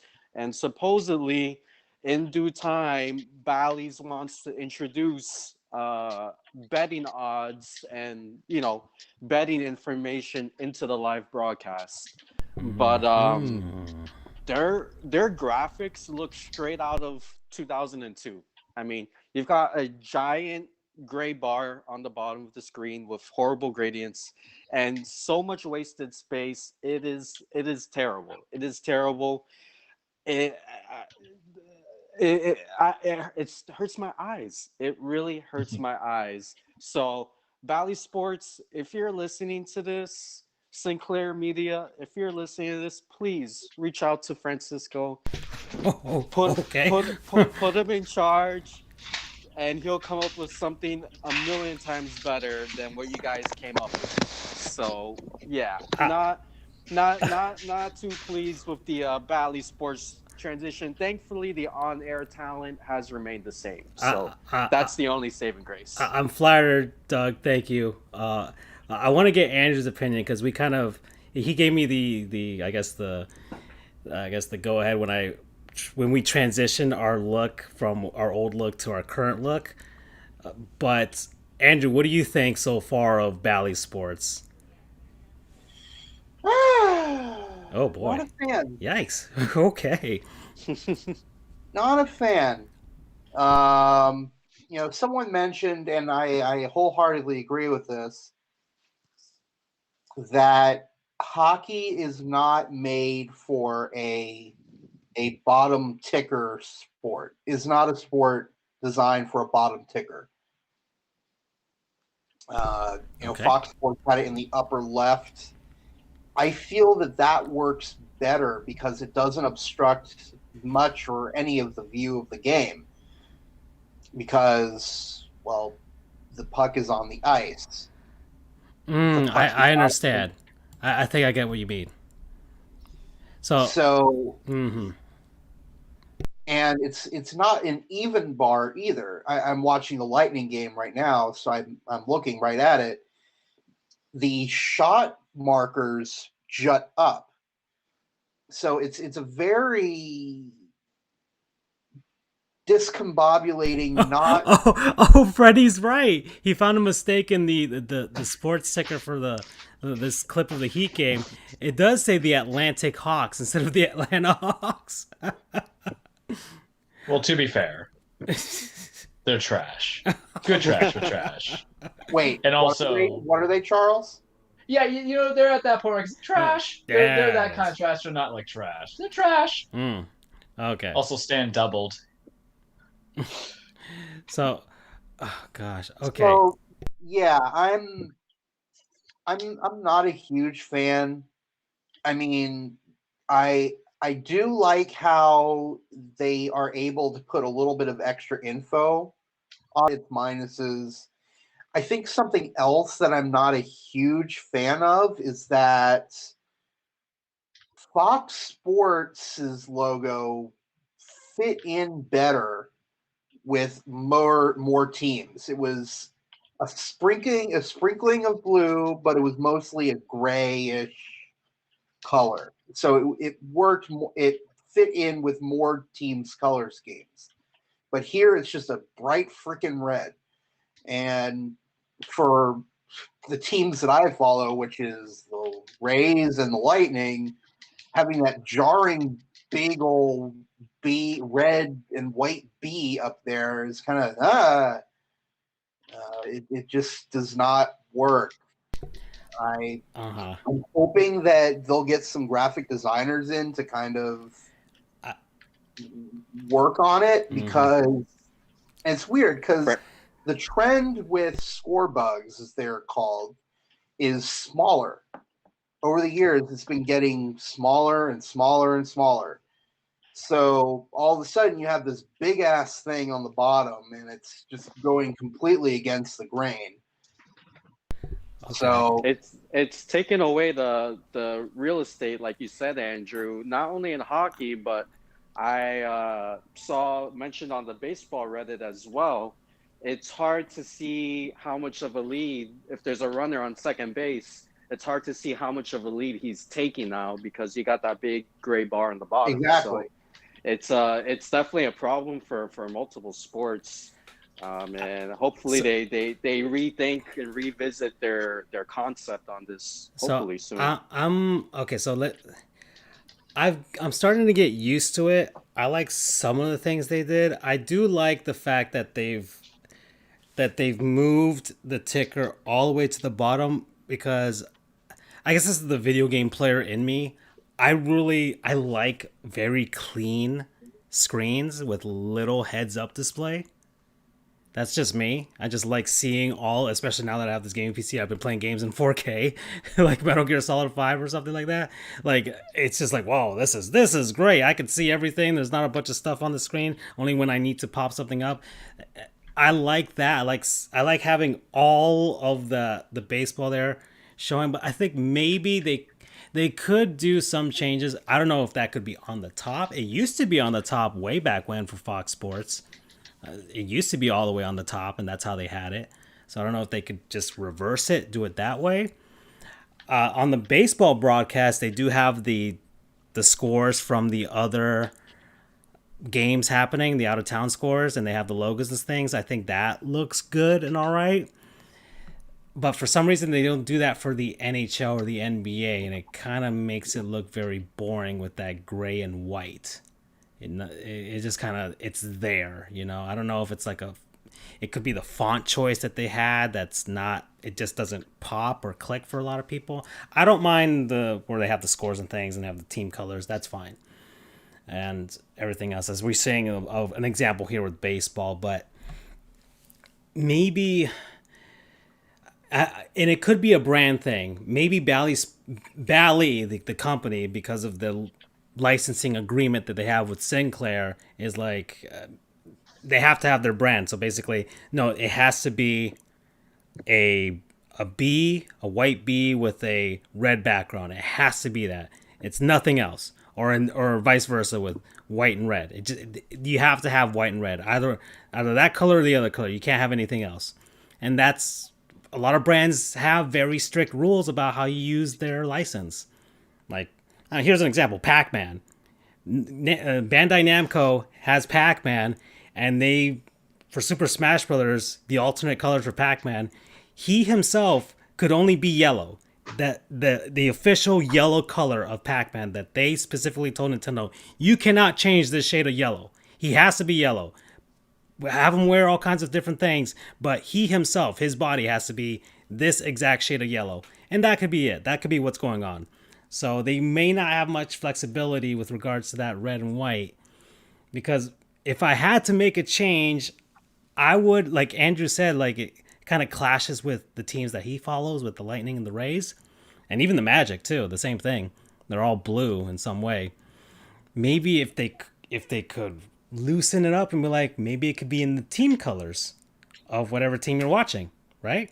That would definitely be an improvement, I think. Yeah, just to match the team colors, kind of like when you see like the NBA sponsored things on their left side of the jerseys, and some companies have it in their colors and it looks awful depending on the team, and some companies are like, oh, just have it match the team colors, and it looks great. For a lot of teams, just having it integrated that way, it's like, okay, it's their logo but in the team colors of X team. So maybe that could be a change if they can kind of loosen it up a bit. And I kind of have an issue with all of the gray. It looks very not sleek. I think they were trying to make it look sleek, but it didn't work in the execution. Like, it just kind of looks boring rather than sleek. You know what I mean? Agreed. I don't know if there could be some visual flair that they can add to it. Maybe like a little shimmer. Get some. That's what I'm saying. Get some game designers in there because they know how to make a heads-up display, and see if that could work. Maybe something a little flashy, or maybe just have the score and have that B stuff whenever you do want to show it. It kind of just extends out. And then when it's done, it extends back in, and it's just the B right there at the end, and that's where it cuts off. And I think, Doug, you made the suggestion that the bottom could be where they want the odds for betting once gambling becomes more prevalent in sports, as more states start to approve that stuff. But whatever, it's the first year. I'm sure this is not going to be the final thing from Bally Sports. I'm pretty darn sure they will look at the feedback and maybe even change it or at least have the flexibility for some regions to be like, can it be in the team colors or something? So it can be a little more interesting or at least match. But yeah, that's our aesthetics, and I haven't really been paying attention to the music. But some of their transitions I don't mind either. I think they have some pretty good transitions, but there is a sort of, I guess, genericness to their stuff that, it's a one-size-fits-all type of thing going on. And that might be a thing people don't like. So we'll see. But yeah, all right. So there you go. Bally Sports, everybody. They're going to be with us for quite a while, for sure. All right. Where are we? We are at the 2-hour mark, guys. Let me look. I don't think I'll be doing all the small segments. I will roll these over into the next season. think I talked about the things that I wanted to talk about for sure. You guys talked about F1. I guess a big thing, right? Major League Baseball stripped Atlanta of the All-Star game. Mm-hmm. That's a big thing that went down. So, yeah, the infamous Georgia law that restricts voter access to the polls has been met with a lot of pushback from a lot of corporations. And not just not just people advocacy groups for voter rights or anything like that, or civil rights, but also from corporations, including some big ones in the state of Georgia, like Coca-Cola, of all, which is like the biggest one there. And because of all this controversy, Major League Baseball, gosh darn it, Rob Manfred, you do some things right, then you do some things wrong. What are you trying to do to us, man? But the All-Star game, supposed to be in Atlanta. I hate the Braves. I'm happy this happened. So, yes, they got pulled and it got moved over to Colorado. All right. And what do you guys think? I'm on board with this. I know that it could be a sports bar topic, Andrew. Possibly. Yeah, I was debating about it. I'm debating about making this a sports bar episode. So I know that a lot of politicians are basically saying, we don't want your politics, but donate to us. There are quite a few that are saying that. And I think that's a terrible idea. And I'm trying to put politics aside here. Screw it. Because it's the last one. Come on now. It is so... I have seen a lot of unconstitutional laws, whether it's in law school or just having experienced it in real life. But it's been a while since I've seen one that is so blatantly unconstitutional and so blatantly intended to disenfranchise voters. I mean, all of it's bad enough. The voter ID thing, the reduction of amount of time that you're allowed to vote, things like that. And you know what this is going to be challenged for? Strict scrutiny. Oh, I shudder. I shudder. PTSD.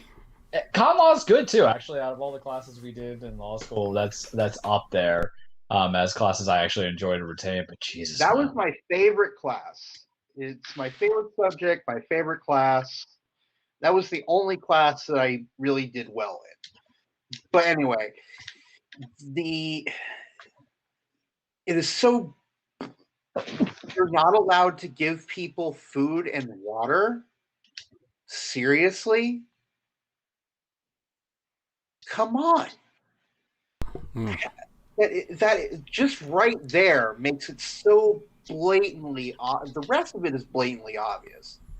The rest of it is obvious. That little provision there, which is you can't give people food and water or you will get arrested, is so blatantly an attempt to franchise voters. So it's beyond blatant. So, I mean, you've got movie producers who are saying they will not shoot in Georgia, which is cool. But you have to show the politicians there are going to be repercussions for doing what they did. And this is a big repercussion here. I mean, it's not the end of the world, but it's been shown in the past that if a sports league is willing to remove an event from there, politicians will eventually see the light. And one case that I can think of was the the transgender bathroom law in North Carolina, where it was the NCAA decided to remove a tournament round from there. There was the what else? Yes, Mississippi. The NCAA said they were going to not allow any of their championship tournaments to be held in Mississippi unless they changed their flag. So it's putting your money where your mouth is. If you're truly about Black Lives Matter, if you're truly about social change, if you're truly about making a difference as a league, as players, this is a no-brainer decision. And I know the Braves are saying, "Oh, it's punishing the people." Hell yeah, it's punishing the people. You got to make a point here. And if it's pissing the people off that they will not have the All-Star game any longer or anything like that, maybe that'll push them to, hey, politicians, maybe this is not such a good idea. Can you, change your mind here? Or it'll, little by little, if you up the pressure on the politicians who did this, something may change. Because again, we try not to talk politics here. I get that. I'm the moral compass of the show, and I try to deviate. I stay away from politics as much as possible. But I think it's a given unless you are totally blind and ignorant, or if you are just blind ignorant, or if you are willfully ignorant. This is totally a voter disenfranchisement law. Yeah, I'm not going to get into that. I will just go into, because of course Twitter is a fantastic place where you can have really intelligent conversations for sure. I don't mean that seriously, guys, but people who are making the argument that this is going to hurt businesses, and yes, it is supposed to. That's what all of this is supposed to be for. They are hurting them. This is the punishment. And people who weren't involved with this are gonna get hurt, and that's also part of the thing. That's part of making the point. But one of the things is, people are saying, well, this is argument. It'll hurt minorities because Atlanta is mostly African American Black city. And it is. I've been to Atlanta plenty of times. I like Atlanta. It's a pretty cool town. But I was thinking about this. I'm like, yeah, okay. But the Braves don't play in Atlanta anymore. They play in Cobb County. They don't play in Atlanta. They left Atlanta. The Atlanta Braves are the example of the white flight franchise. They are in a suburb that was created just for them.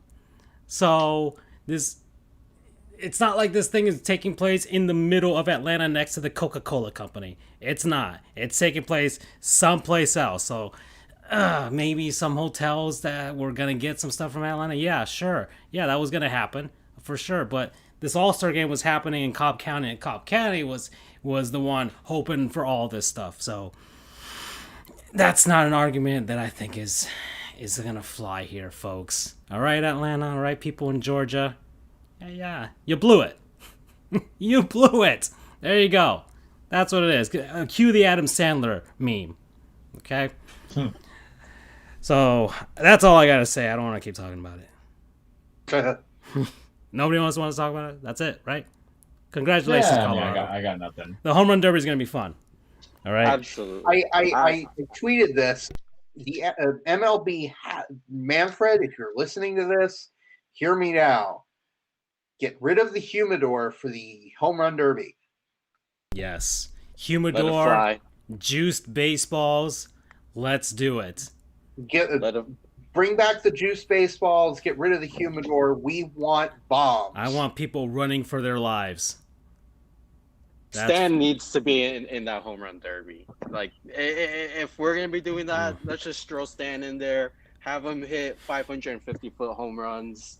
Because he's going to get hurt, Yes, dog. that's what the guy's made out of glass. Come on now. Like, look, it's 7-0. Cole's getting his job, so we're just doing of course, it happens on the 100th episode. 7 innings, 4 hits, 0 runs, 13 strikeouts. This man, it's a two-hander. That's what it is. It's a twofer. Stan's gonna get hurt. He also did double and get an RBI in there. So, no, Doug. I would love him to get there because to say we have rejuvenated him because all people remember is Dean Ruiz anyway at the home run derby, but I can't afford to get him hurt. I'm sorry. Too much at risk. Yeah. Too much at risk. Him or Aaron Judge. What's the rule, Francisco? Has to be healthy by the playoffs. Yeah. No, we'll see about that. We'll see if he makes it. We will see if he makes it. Oh, another thing. This is another one I just want to talk about. Guys, speaking of HBO Max, Charles. Yes. Space Jam trailer came out. Did you all see it? Yep. Let's get some thoughts on the Ready Player One basketball edition. May I start? So, the last couple of episodes, we've kind of had I know I introduced the top films or top music and everything. The top movie of 1996 was a story about a man named Michael Jordan. You may have heard of him. Well, this was months and years later that there was other life, folks. If you can't see me, guess what I'm doing? The meme aliens that were trying to fight basically for the soul of planet Earth. And one man, technically 3 men: Michael Jordan, Bill Murray, Wayne Knight, 3 brave soldiers. The cast of cartoon characters that we grew up with, which is relevant to a "What's Up, Doc" conversation, fought the Monstars, played by an excellent Danny DeVito, who I don't even think of CGI. I'm saying right now, Danny DeVito, you listening? Follow us on Twitter, FJOJR, Charles the True, Dan Frijoles, Sports Goofs. Doug, what's yours? Is it Dougie Souls or is it a professional one? Doug, no. You live? Doug. It's D Soul as in SOUL and an R. Okay, well, I'm back. Speaking of, he's alive. So speaking of soul, Space Jam was all soul. I'm convinced Danny DeVito was actually that straight up alien. That was him without the Hollywood makeup. But anyway, Michael Jordan basically saved our lives, saved our world. Had his talent taken from him. A little bit of motivational juice with Lola and Tweety Bird and Granny and all those other stuff, and poor Daffy. I think Elmer was in there. Pepe Le Pew's not as loved anymore for certain things. It was great. It was foundational. At 31 years old, 32 in August, it still shines my light. Has fantastic soundtracks. Come on in, Sam, and welcome to the jam. Right there. Everybody get up. It's time to jam now. And then I believe I Can Fly came from that too. And who can forget, when Michael Jordan defied the law of physics and just stretched his hand to get that slam dunk in. And then I get this trailer, which is obviously imagination. It is not a documentary of Michael Jordan. It comes from the fictitious mind of LeBron James, who always has to use his imagination to follow Jordan. Ooh, that bird. It's funny. Doug, you didn't listen last year when LeBron went to the Lakers. I said now he's in contention at the same level of Jordan. I love that because it's true in my opinion. But we get this trailer, and it just felt wrong on everything. It kind of felt like I've never done ecstasy or LSD, but this is what I feel like if I did all those at one time while watching HBO Max's Looney Tunes. I just get all colors of the wind. That's a Pocahontas reference. Love that song too. I think that also came out in 1996. Was it 1995? Maybe 1997. I did not like the trailer. I was not crazy about it. LeBron, your acting is bad. One thing for sure I will say, Michael was a better actor than you. It was weird because they were in a train wreck, but it was all wooden. I like the idea of, hey, son, you should do this. A little boy was like, no, HBO Max because, it's all together. I'm going to hate it. Oh, boy. Anybody else have thoughts on the trailer? No? Nothing? No, I did watch it like Charles. I don't believe it's going to come anywhere near the original. It's not going to come anywhere near the original. You can't replace the magic of Michael Jordan.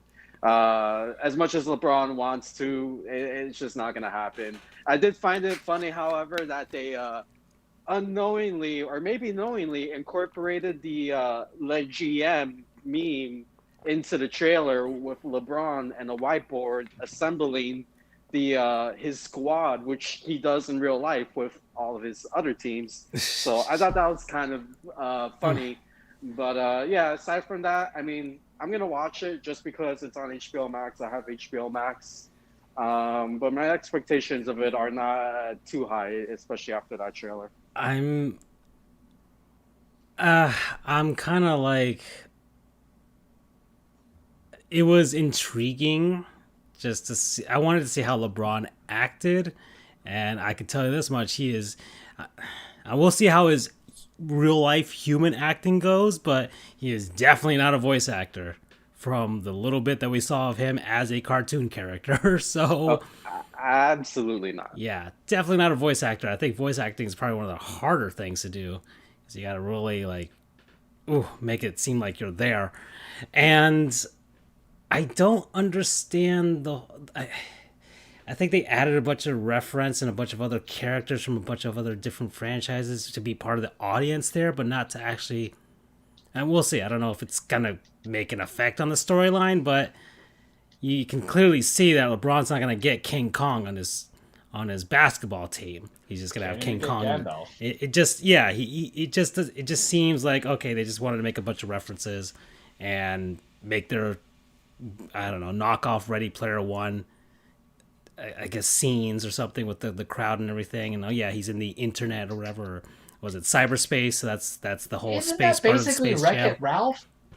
Wreck-It Ralph goes to the internet. I never saw the movies, but I know there's a point where he just interacts with everything. It's basically Ralph breaks the internet. I've seen that, so it's kind of the same kind of thing. It's instead of Space Jam as in outer space with aliens and stuff, it's cyberspace, which is different. Not as cool. It seems we've seen it before.